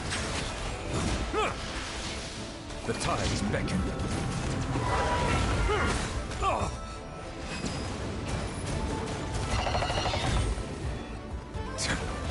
Settle down.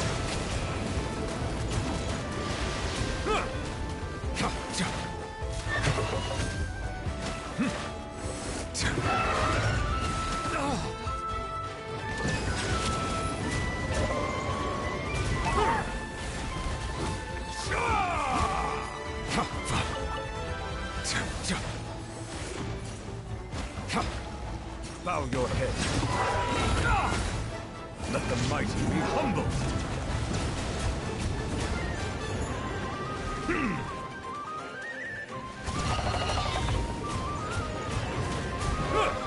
Settle down.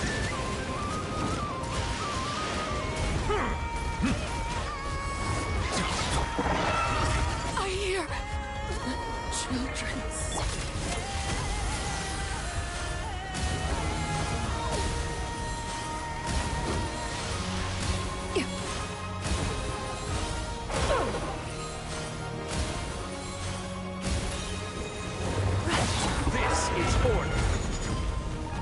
Crumble! Silence!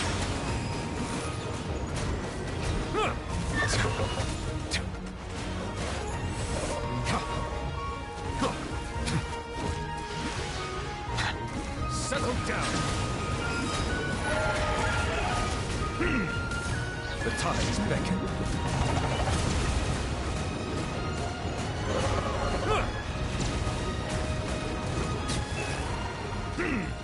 An oversight on my part.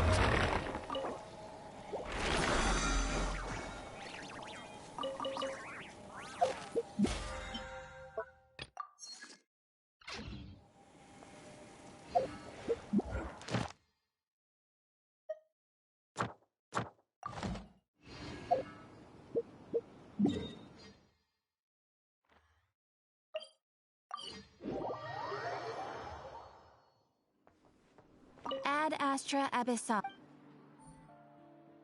Thank you for complete. Ad Astra Ab.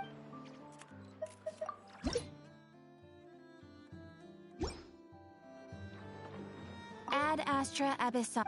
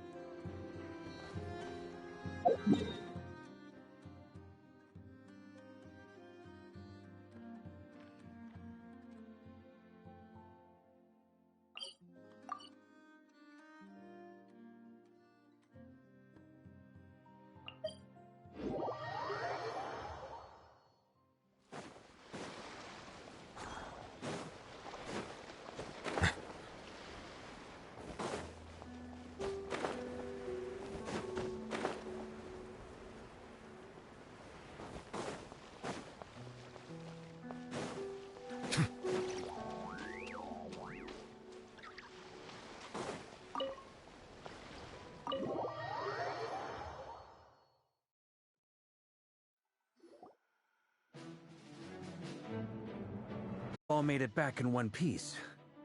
Huh? Feels like there's quite a few people missing. Where's Flint's and the others?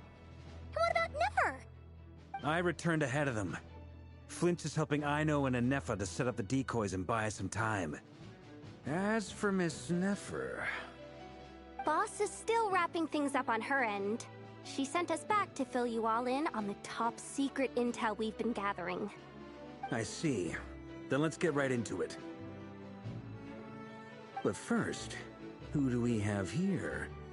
You brought someone else in to help? Greetings. I was invited here to help as a longtime Tea Party companion of Columbina's.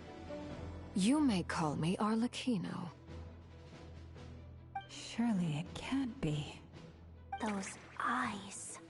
Oh, where have I seen them before? Wait, of course. In those memories we just saw. The only Arlecchino I know is the fourth of the Fatui Harbingers. So either you share a pretty uncommon name, or you're more than just a Tea Party buddy. You're well informed, Grandmaster. A man from Mondstadt living all the way out here in Nod-crai, and yet the people and affairs of Snezhnaya seem to hold a special place in your heart. Oh, the feeling's mutual. Sounds like you know all about who I am, too. A Fatui Harbinger. The atmosphere in here just got really tense. Guess we can't just start trusting Fatui Harbingers, even at a time like this. I must admit, though, I'm a little curious. Seeing as the Moon Goddess no longer belongs to the Fatui, what makes you so willing to put your neck on the line here? Nor does Nod-crai belong to Mondstadt, Mr. Varka. Yet still, you're fighting for it all the same. Things don't always have to have a tangible payoff. Sometimes, stopping things from spiraling out of control is a higher priority than chasing the spoils of victory. Of course, I can't say there's nothing in it for me at all. But that's between Columbina and myself.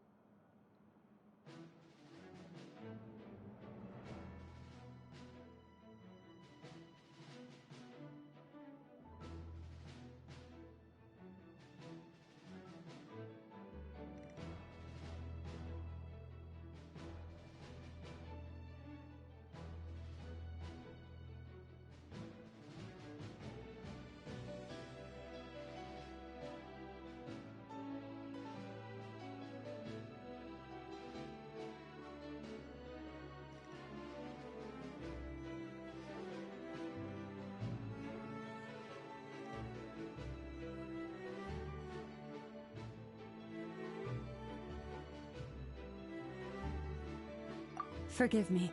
I don't mean to doubt you. It's just that the Fatui really have been the source of many of our troubles. We have our own way of doing things here in Nod-crai. But ever since they arrived, the Fatui have treated us with nothing but hostility. I know there's been a lot of bad blood between us in the past. I've done my utmost to avoid friction whenever I could. But sometimes fundamental conflicts of interest simply can't be settled amicably. That's why I'm here solely in a personal capacity. This has nothing to do with the Fatui. As a gesture of good faith, I'll be frank. I can help Columbina track down the iridescent moon's marrow, which will help her restore more of her power. Anyway, what else is on the agenda? Let's begin. She says she'll be frank, then completely skips over the details. Looks like she doesn't want to give away too many secrets after all. But she clearly wants to change the subject. It'd be awkward if I tried to bring it up again now. I guess we'll just have to go along with it. She's the fourth of the Fatui Harbingers after all. One look and you can tell she's not someone you'd want to mess with.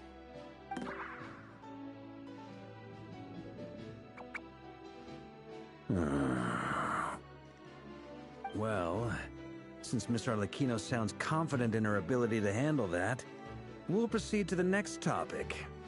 Yehoda, time to share that top-secret intel. Alright, listen up everyone. First, we now know that Rerir was originally a Conrian secret agent whose primary mission was to hunt down and assassinate the so-called Dregs of the Crimson Moon. The Dregs of the Crimson Moon? In the memories, there was a lot of talk about the Crimson Moon and Eclipse, and a whole bunch of other stuff from the time of Conria. To my knowledge, those were the names of two different Conrian dynasties. Long, long ago, it is said that the people of Conria worshipped the Crimson Moon, drawing a mysterious power from its reflection. But one day, a coup saw the Crimson Moon eclipsed, hence the name of the new dynasty that replaced it, and how it became the new emblem of Conria. Still, long after the Crimson Moon dynasty had fallen, the last ruler of the Eclipse dynasty, the Vinster King, still coveted the secrets it left behind. So, he sent the Re'Hir of Solnari to secretly hunt down the Crimson Moon's few remaining followers. In those days, Rerir showed no signs of madness. In fact, he was as normal as any other person. Oh, and he had a fiancé, or at least a would-be fiancé, called Tholindis.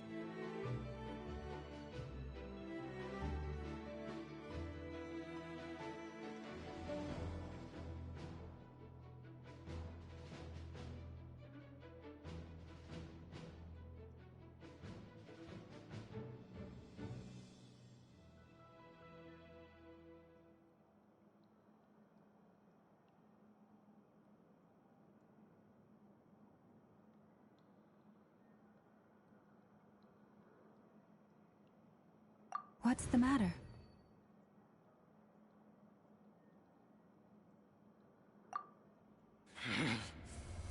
Verfnir, Freindaughter, Flinders.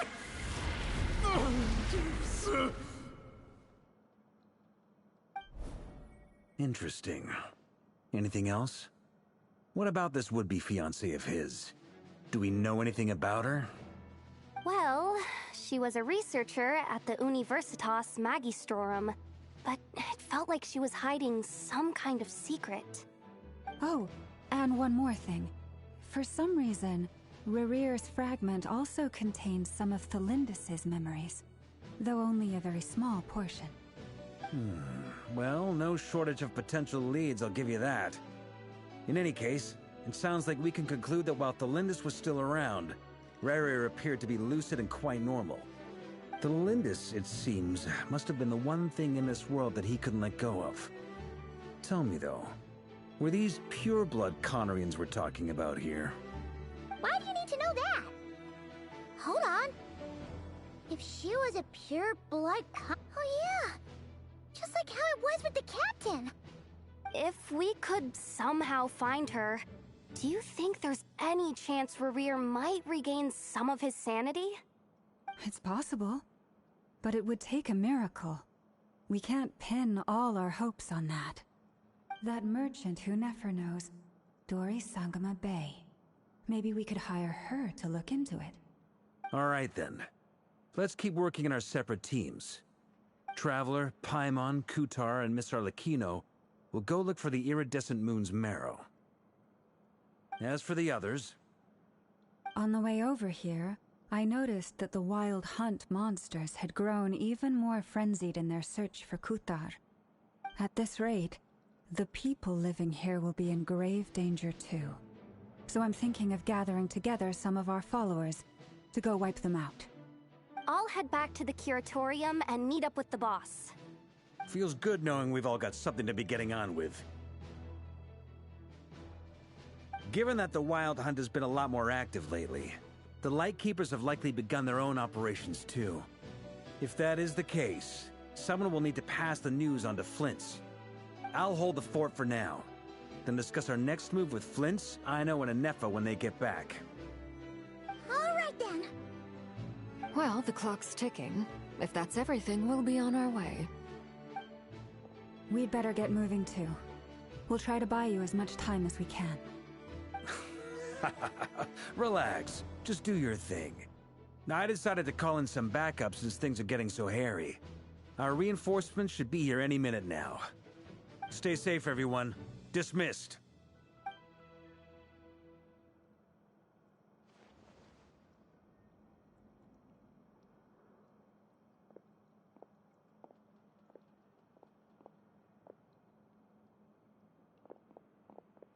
We're back. Did we get here a little early? Or a little late? A tad late. The others have already set off. To summarize, our resident moon goddess has found us a new ally, and Boss Nefer has uncovered some promising info. Everything going smoothly on your end? Not great. I don't know how long we can stall them for. The decoys are getting taken out way faster than we imagined. I'm gonna make some more later, but I need a timeout first. I'm so tired right now. Oh, right! Inefa, could you fill in Uncle Varka on what we just discussed with Flint's? Sure. Uncle Varka, you previously told us about how when you went to investigate a source of the Wild Hunt in Amsvartnir, you discovered that it was just a diversion. But according to Flint's intel, several outbreaks of the Wild Hunt had already occurred in Nod-crai in the period leading up to that. That was before Rerir had regained his body, when he was far from regaining his full strength. In other words, in theory at least, he still lacked the means to act in two places at once. Flint's, with everything that's been happening, the Lightkeepers across Nod-crai are rallying to fight back against the Wild Hunt. They're gonna need your help. I know, I'm sure you're capable of coming up with something far more effective than decoys. But for now, you should stay here and get some rest. Anefa and I will head back over to Amsvartnir to see if there's anything I missed. I told you Uncle Varka would say that, didn't I? A deal is a deal. Not a word about my snack intake for the next week. Database updated. Reliability of Aino's predictions increased. What does that mean? They were betting on how you'd respond after hearing their intel. It's the obvious choice, isn't it? That's hardly worth betting on. We already decided that Anefa should go investigate the situation over at Amsvartnir on her own. You might as well stay here and keep watch. Someone needs to hang back and oversee our strategy meetings. And besides, you still haven't fully recovered from ambushing Rerir. So I've ended up with the easiest assignment. Well, I appreciate it, everyone. See you when you get back.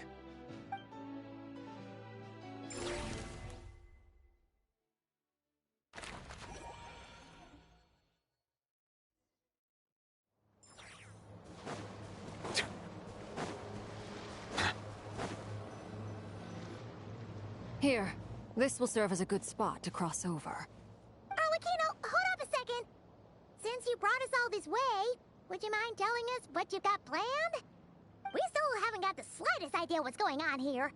And if even Columbina doesn't know where the iridescent moon's marrow is, how do you? Simple. Because I am an inheritor of the royal bloodline of the Crimson Moon, and one of the last surviving embers of the Two Worlds' flames. Huh? Are you serious? Isn't you're a descendant of that Crimson Moon dynasty we were just talking about? The one from ancient Conria? Your surprise is understandable. I was also taken aback when I first learned of it. But the more I thought about it, the more I realized the signs had been there all along. When I was young, I discovered I could wield a very special kind of fire.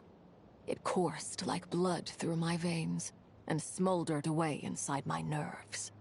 What's more, whenever I experienced strong bursts of emotion or drew too deeply on this power, it was like some kind of presence within the fire. Exactly. That is why my hands are like this, too. At first, I saw it only as a curse, but once I became a harbinger, the jester apprised me of the truth. Together with my own investigations, over the past few years, there are several things that I have gradually come to understand. For instance, take the so-called Crimson Moon. In truth, it is nothing more than the shattered remnants of the iridescent moon, fused with the abyss to prolong its lifespan. Since this blood flame was bestowed upon me by the Crimson Moon, it is a fusion of the iridescent moon's former power and the corruption of the abyss. You all understand the nature of the abyss well enough. I draw upon its power, and in return, it hungers for my soul. This strange blackness is the mark of corruption it has left behind. If I recall correctly, you once told me that if the corruption ever made it to your heart, you'd become a completely different person.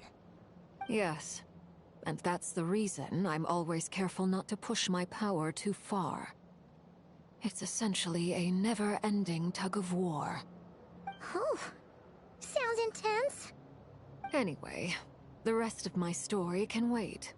Is there anything else about the Crimson Moon or the Iridescent Moon that you're unclear about? Paimon has a question. So, the Crimson Moon that the Carians used to worship was actually the Iridescent Moon, right?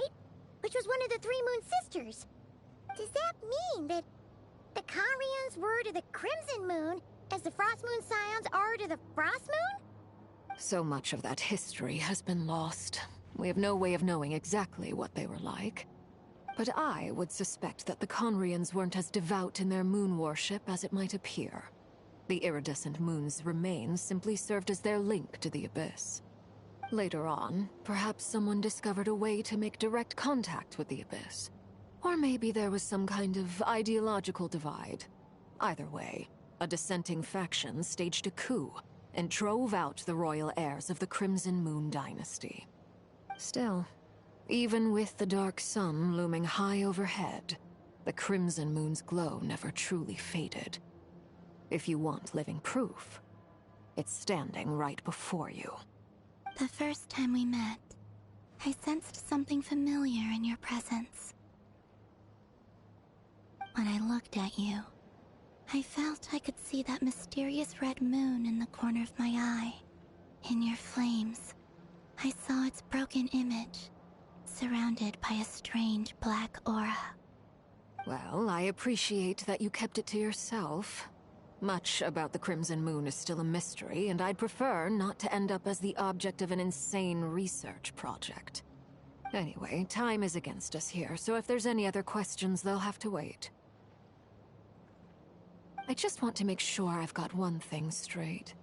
In her letters, Sandrone mentioned that since you are unable to contain the iridescent moon's marrow yourself, you intend to leave it in my custody. Correct? That's right. For now, it's the only way I can pay you back for your help. The iridescent moon is already part of who you are, so with its marrow in your possession, you'll be even more powerful than before. Deal. Then let's get started. Get what started? What does this place have to do with the Crimson Moon? When I first became a Harbinger, the Jester gave me a book called Paranhari, also known as Leobranto Innamorato. You should be able to buy a copy next time you're in Fontaine. It's a love story set in the Crimson Moon era, but setting aside the tangled romances of its characters, it also records a few interesting details. In the Crimson Moon era, or so the story goes, there was an orphanage that received children from beyond the bounds of this world, and subjected them to a peculiar induction ceremony. Beyond the bounds of this world? For real? And what kind of induction ceremony? The Crimson Moon Sages looked beyond this world for beings with powers that surpassed the gods. But fearing they might lose control, they subjected these children to a process of refinement. They made these children crawl up a fireplace and kept asking them, "Have you died? Did you see it?" Until they finally admitted to having died and seen a crimson moon.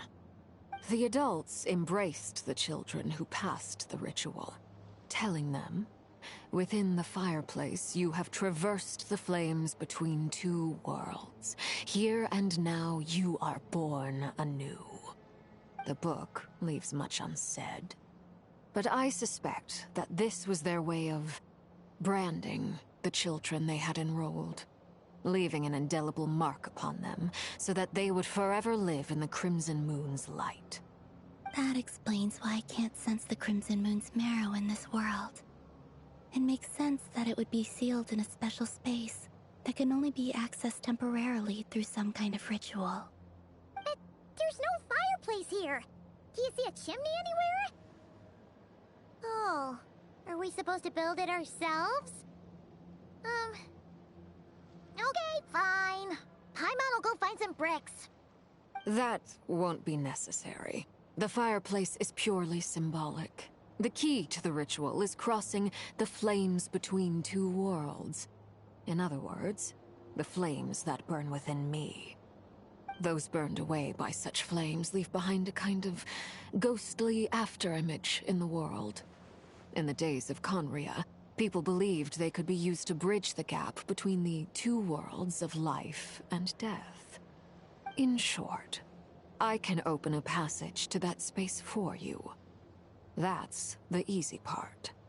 The catch is I'll need to stay on this side to keep the passage open, so I won't be able to come with you. Once you're inside, very well. Then I'll open it up. Traveler, spare me a little more moonlight if you would. I may need it.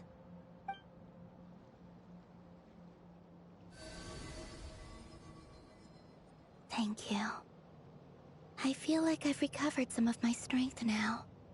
It should be enough to move us across short distances and confront whatever dangers might await.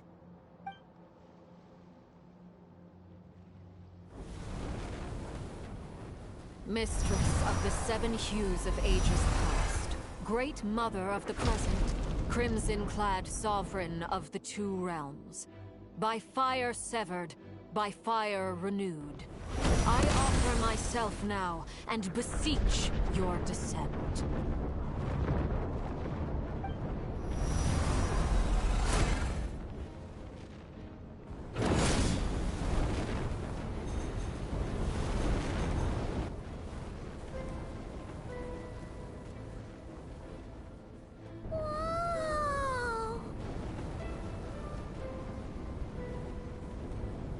One word of advice. As you're crossing over, no matter what voices you hear, do not answer. Got it! I sense a sinister gloom inside, but also the familiar light of the moon. I feel that I am about to meet an old friend who has changed beyond all recognition. All right, let's go.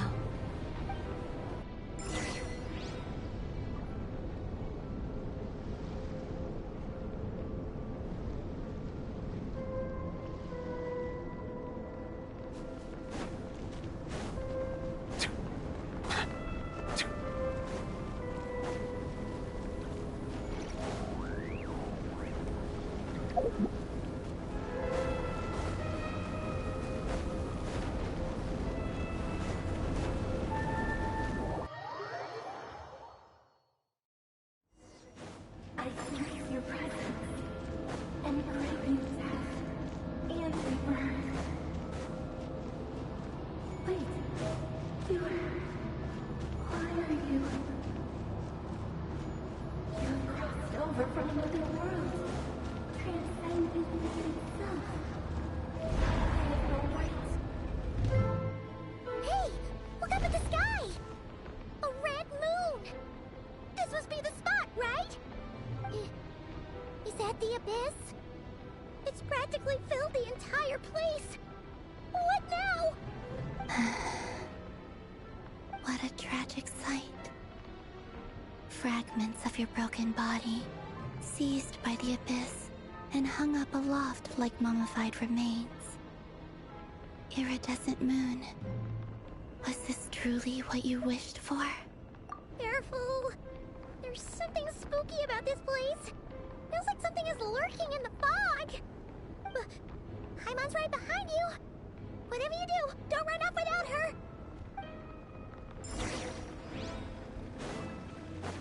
By the way, Columbina, didn't you tell us that the iridescent moon had shattered into pieces? The moon up there looks pretty whole, Paimon. How is that possible?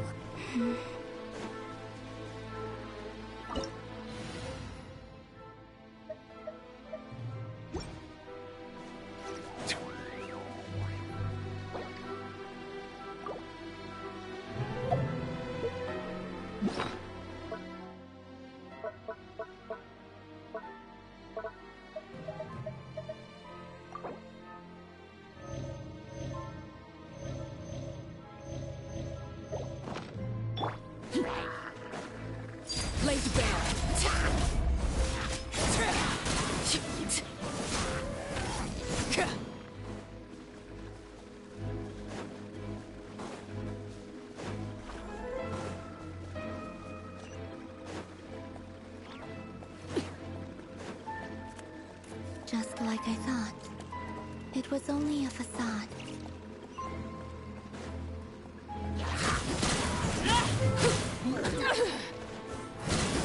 Transfixed!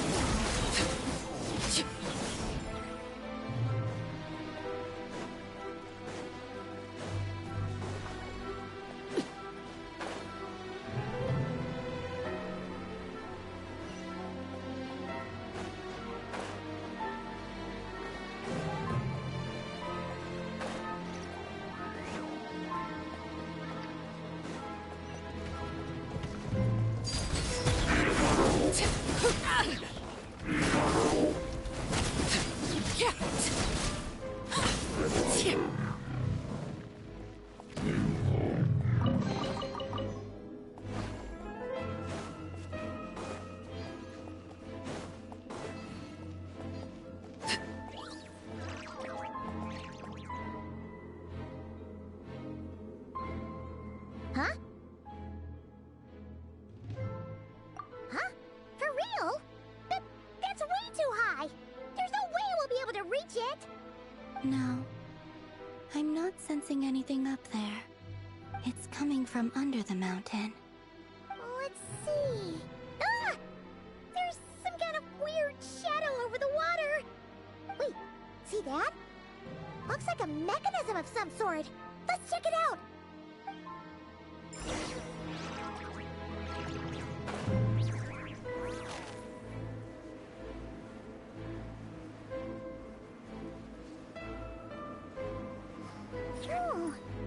Looks like a device from the time of Karia.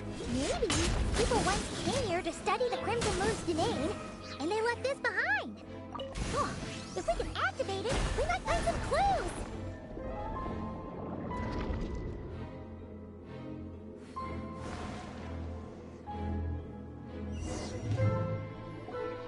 Hey, look at that! Now that the...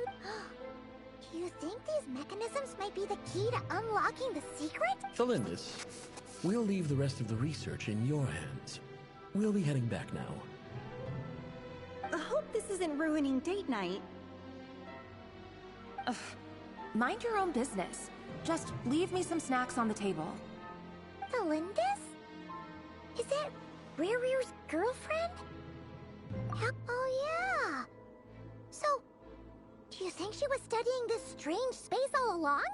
The Abyss has made this space extremely unstable. Maybe that's why some of the things she said and did were preserved here. Like echoes. Or after images. Whenever I see this view, it takes me back to a poem from my childhood. Waning moon, oh lifeless damsel, weeping on the mountain crest. Mourning still in wistful tone, her fragile soul now laid to rest. For me, of all people, to be here investigating the mysteries of the Crimson Moon space. Is it a coincidence? Or something more?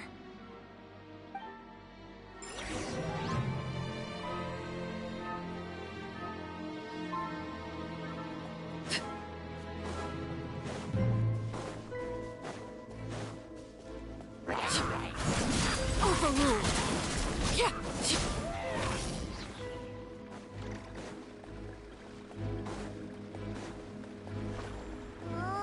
Looks like the Abyss has messed up this mechanism. We need to find a way to get it working again. Let's see if there are any other devices nearby.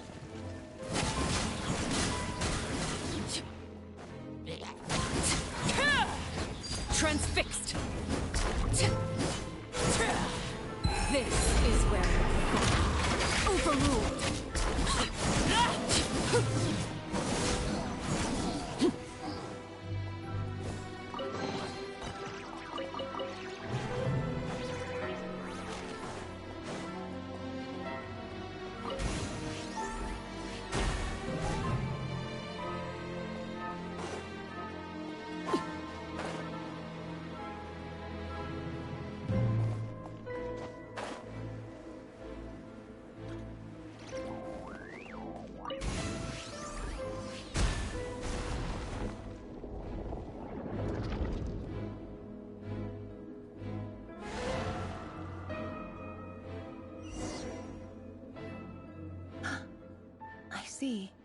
So the moon marrow, or rather the power of the 3 moons, is the key to unlocking...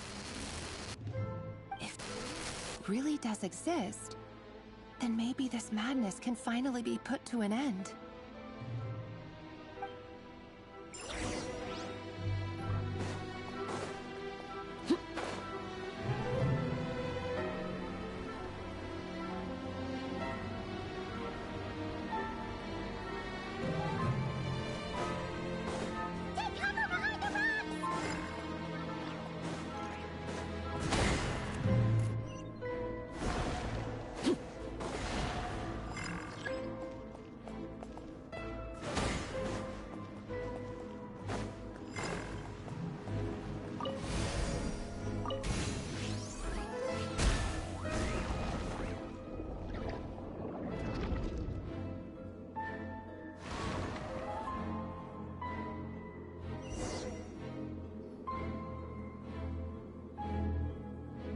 With the Abyss inhibitors in place, I should be able to access the chamber with the moon marrow.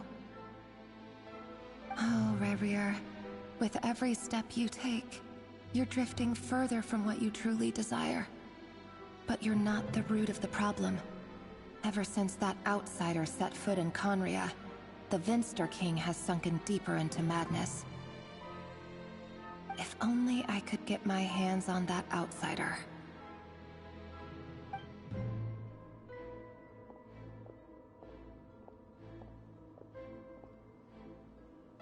Hey look! The moon's reflection is back to normal! Elendis' voice mentioned a chamber with the moon marrow.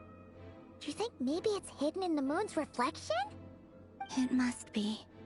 For within it, I sense the fragile aura of a dying soul. Then there's no time to lose! Let's go!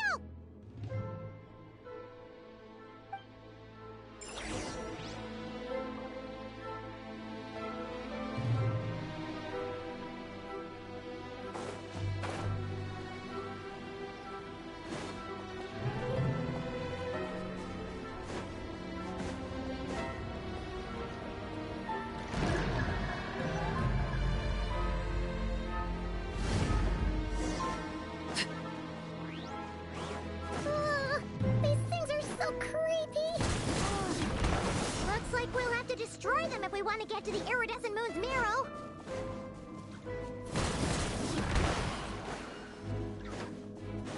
That must be the iridescent moon's mirror. Oh, we'll need to destroy these things before we can reach it.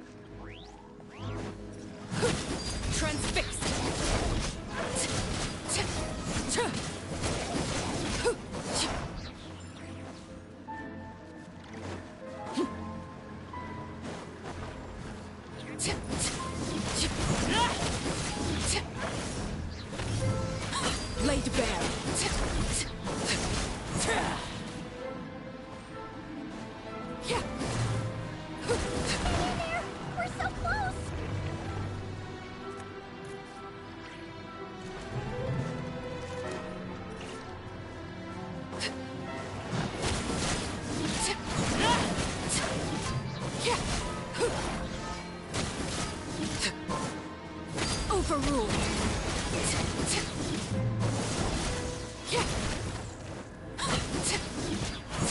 Everlasting as the moon. Transfixed.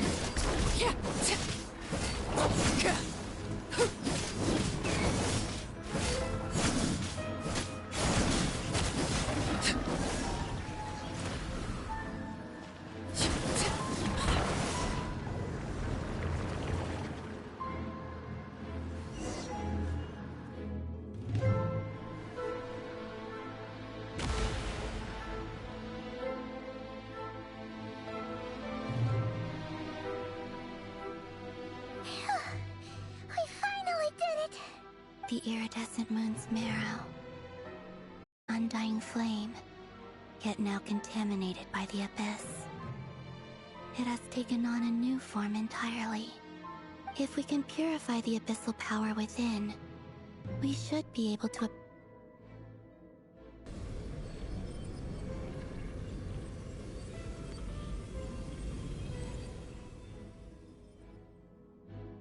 Cold.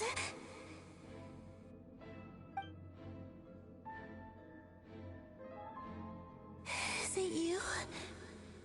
Are you here? Huh? Are you talking to us?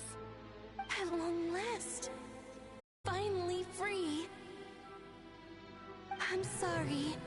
I lied to you.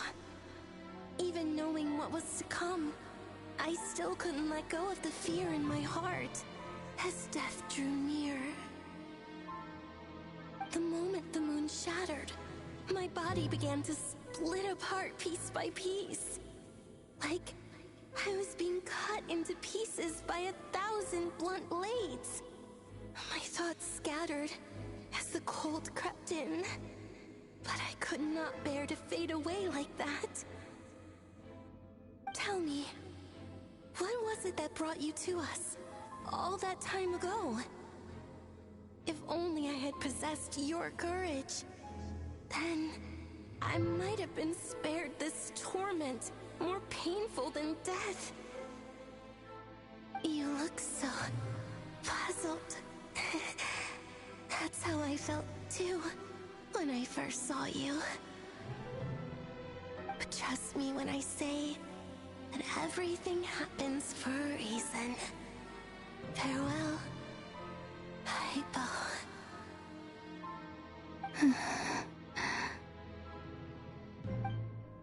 What was that all about? Was that the goddess of the iridescent moon? Oh, it sounded like she was speaking to a long-lost friend. But None of us have ever met her before, right? Perhaps. She took me for the goddess of the frost moon she once knew. For a fading soul like hers, our auras must be too similar to tell apart.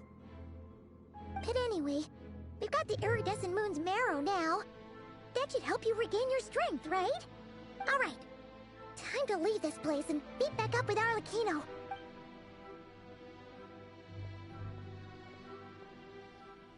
That's odd. This place looks different than when we came in. Waning moon, huh? oh lifeless damsel. Oh.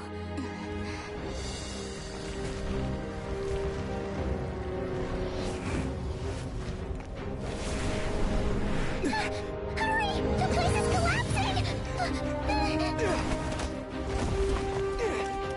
It wants to trap us here. Who's it? The Abyss? Now we've taken the moon marrow. All that's left here is a dark will. It will show us no mercy.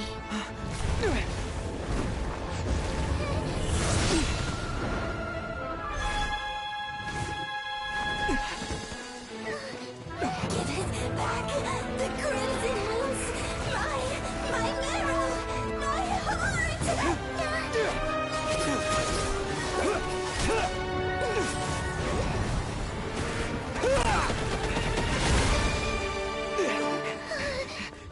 Finally!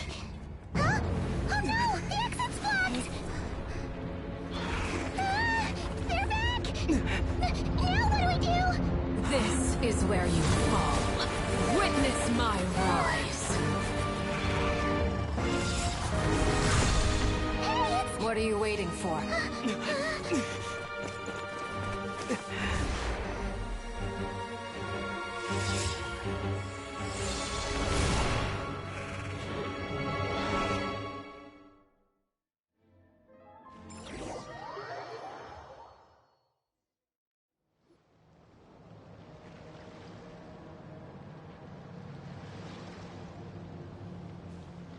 Oh, we made it! Was that you, Arlecchino? Did you save us? Wait, your hands! They're... Oh, this? Don't worry. It's a small price to pay. The Abyss wanted to trap you inside, and I defied its will by bringing you out. No. I have paid the price, albeit a small one, and it cannot be undone. My hands have already fused with the Abyss. Purification would simply destroy whatever's left of them. But surely... Oh, we're so sorry, Arlecchino. Paimon can't believe you'd make a sacrifice like this for us. As much as I'd like to call it a favor. And as promised, I will leave the iridescent moon's marrow in your care. From this day forth, may the two worlds' flames burn ever more brightly.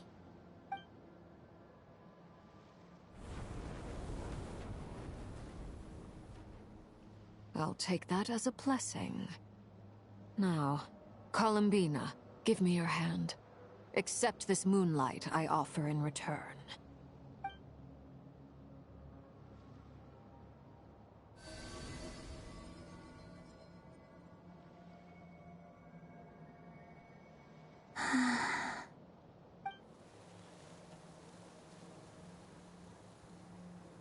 Feeling stronger? Oh, hey, Columbina, are you okay? I'm fine.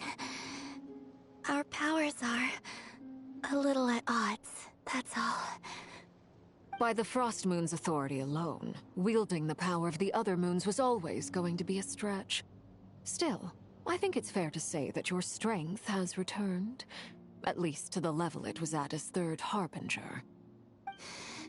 It's still not enough. There's no way I can hope to challenge Rayrir like this. Just one more ray of moonlight, if you would.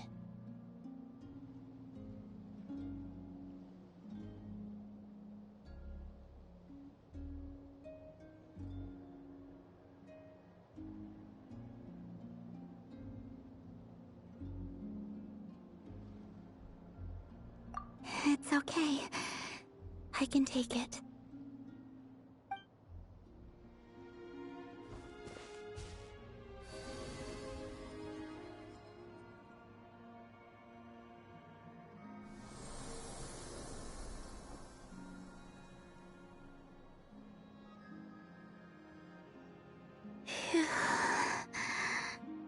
How about now? Fighting fit? At the very least, I won't have to stay hidden like before. I want to see him gone from Nod-crai. The Rahier of Solnari and his wild hunt must be sent back where they belong.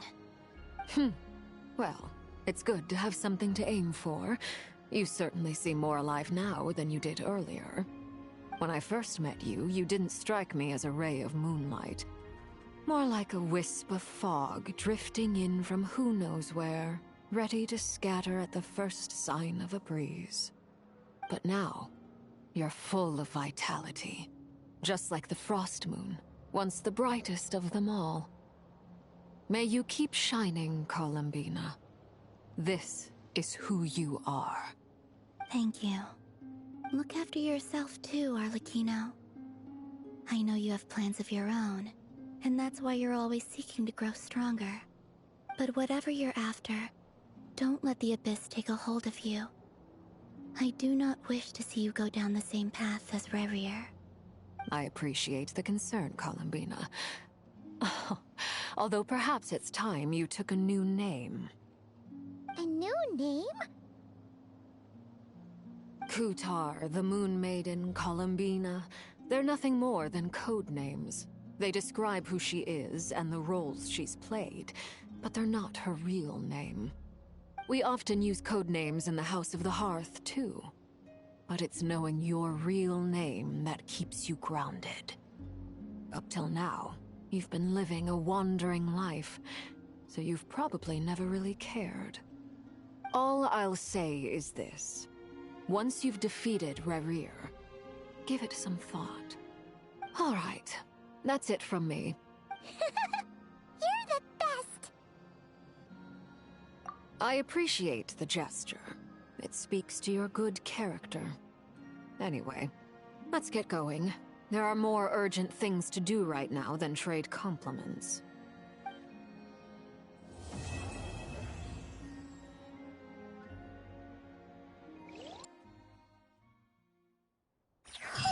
It was a close call, but we got the iridescent moon's marrow and restored Columbina's strength. And that's all that matters. In other words, mission accomplished. Paimon wonders how everyone else is doing.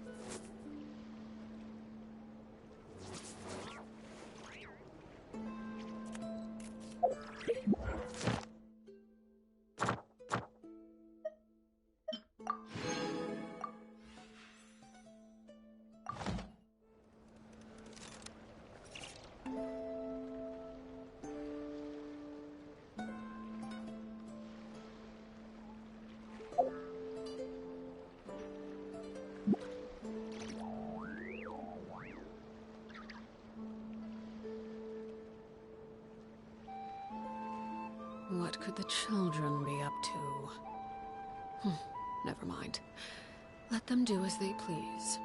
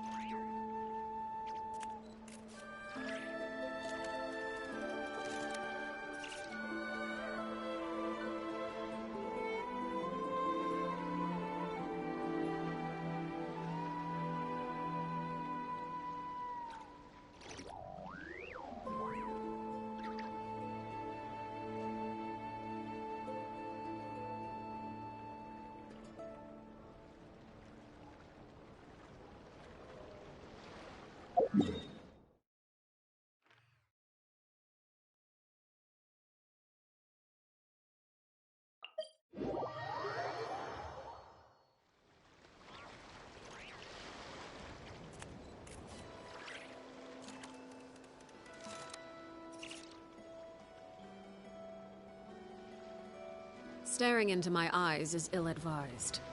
I can't promise you'll like what you see.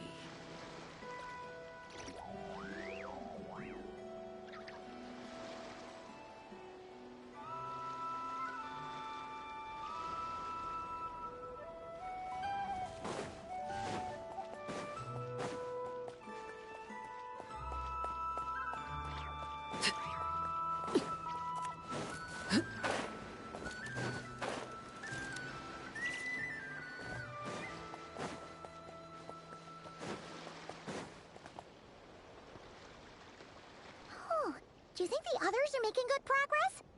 Hope it's all going smoothly. Oh, hey look! Big Prince! Llama! How did it all go? All is well, thank you. Nefer and Yehuda had to stay at the curatorium to wrap things up, so they won't be joining us for now. I ran into Miss Anefa and Miss Aino on the way back. Their work is still in progress, so I suspect they won't be back for a while either. You seem rather cheerful today, Mr. Flint's. I certainly am. I achieved what I set out to do and came away with more than I bargained for.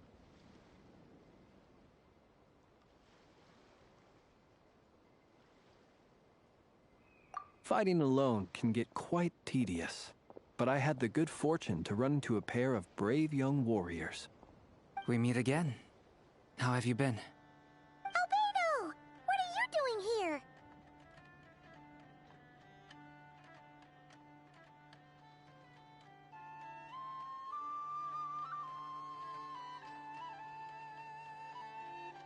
Thankfully, tracking you down turned out to be a lot simpler than we envisaged. These two courageously lent me a hand while I was fighting the Wild Hunt. When they told me they were Servarka's colleagues, it all made sense. And given how people of outstanding talent tend to cross paths, it's no wonder you're already acquainted. So, who's your travel buddy, Albedo? Why don't you come and introduce yourself?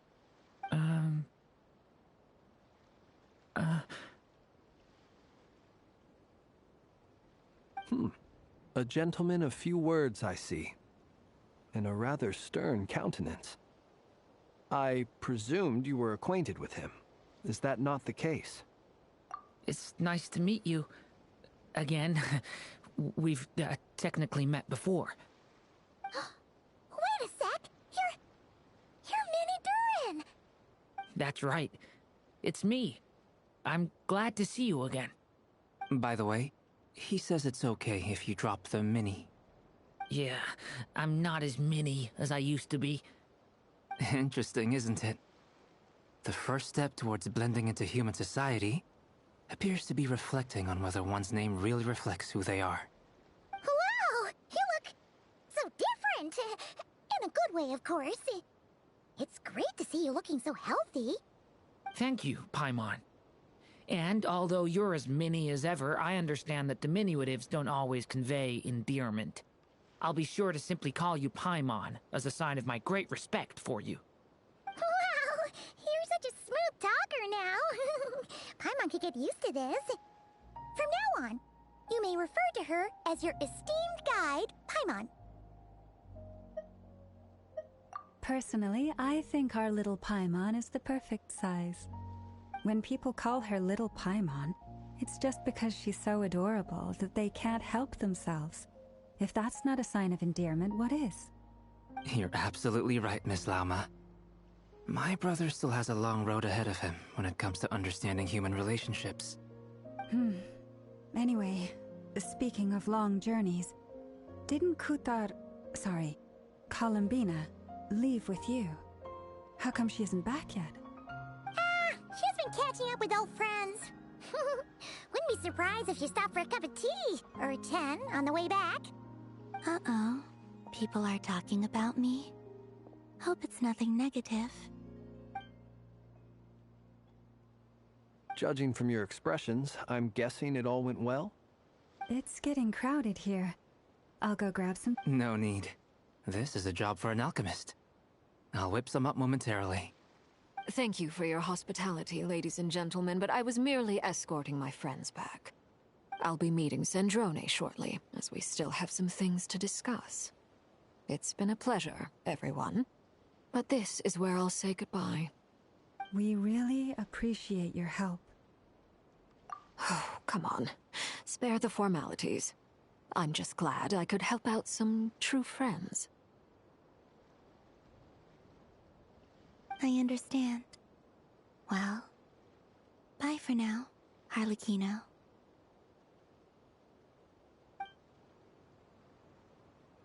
Oh, this place is hopping. It's probably a good thing one of us left.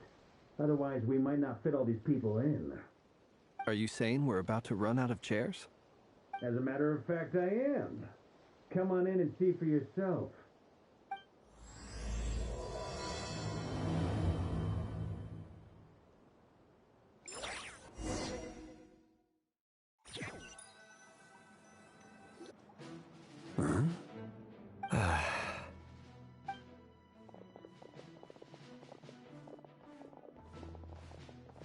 I overheard your little chit-chat outside, by the way. With Miss Columbina's colleague gone, we should be back to the original crew plus the other colleagues I brought in. Though, it looks like we have another new face. Someone else managed to rope in a colleague too? Frankly, you and Paimon are the only people I know here. This here is Deanslip, colleague of Tibet's greatest guide, Paimon, and greatest adventurer, the Traveler. Well, not exactly colleagues, more sort of friends. When someone else jumps in to do the announcing, you know you're speaking to someone important. Let's hear what he has to say. Note to self. Once Paimon knows your name, the rest of the world will soon follow. When he comes looking for us, it's usually something important. Paimon's guessing you've heard about the Wild Hunt, then. From the looks of it, you're about to hold a meeting. If I were to say that the Wild Hunt is our mutual... As the saying goes, the enemy of my enemy is my friend. Mr. Dainsleif, there's a seat with your name on it. Though, I can't promise the same for everyone else. Hey, Albedo, think you can rustle up a couple more chairs? After all this time apart, Grandmaster Varka's first order is to rustle up a couple more chairs. I've missed this. Is he being sarcastic? Hey, he's your brother. Why are you asking us? I've still got a lot to learn about the nuances of human conversation. Trying to decipher Albedo's way of speaking has been like jumping in at the deep end. Oh, good point. Paimon gets you now. I wonder what's taking Nefer so long. Perhaps you should go and check in with her. If anyone can hurry her along, it's you. I just got back from the curatorium. Besides, aren't you curious to see what's taking her so long? Miss Nefer doesn't strike me as the type to share secrets. And since gathering intel is her specialty, I'm guessing she'd prefer to keep her methods confidential. Under such circumstances, would it not be tactless for me to impose? Oh, but it's fine for me to impose. What can I say? You have an unrivaled ability to garner people's affection, Miss Moonchanter. Besides, you have far more in common with her than I do. All right, then. Impressive. She barely fought back at all. I admire your powers of persuasion, my friend. As I'm sure Miss Lauma will realize soon enough, the trick in life is to always pitch in with other people's responsibilities so that you can be selective with your own. Another trick is to simply hide in the background. Spoken like a true sage. Anyway, looks like we've got some time to kill before the meeting. Let's take a little breather, folks. And feel free to chat amongst yourselves. We'll get down to business once the other two arrive.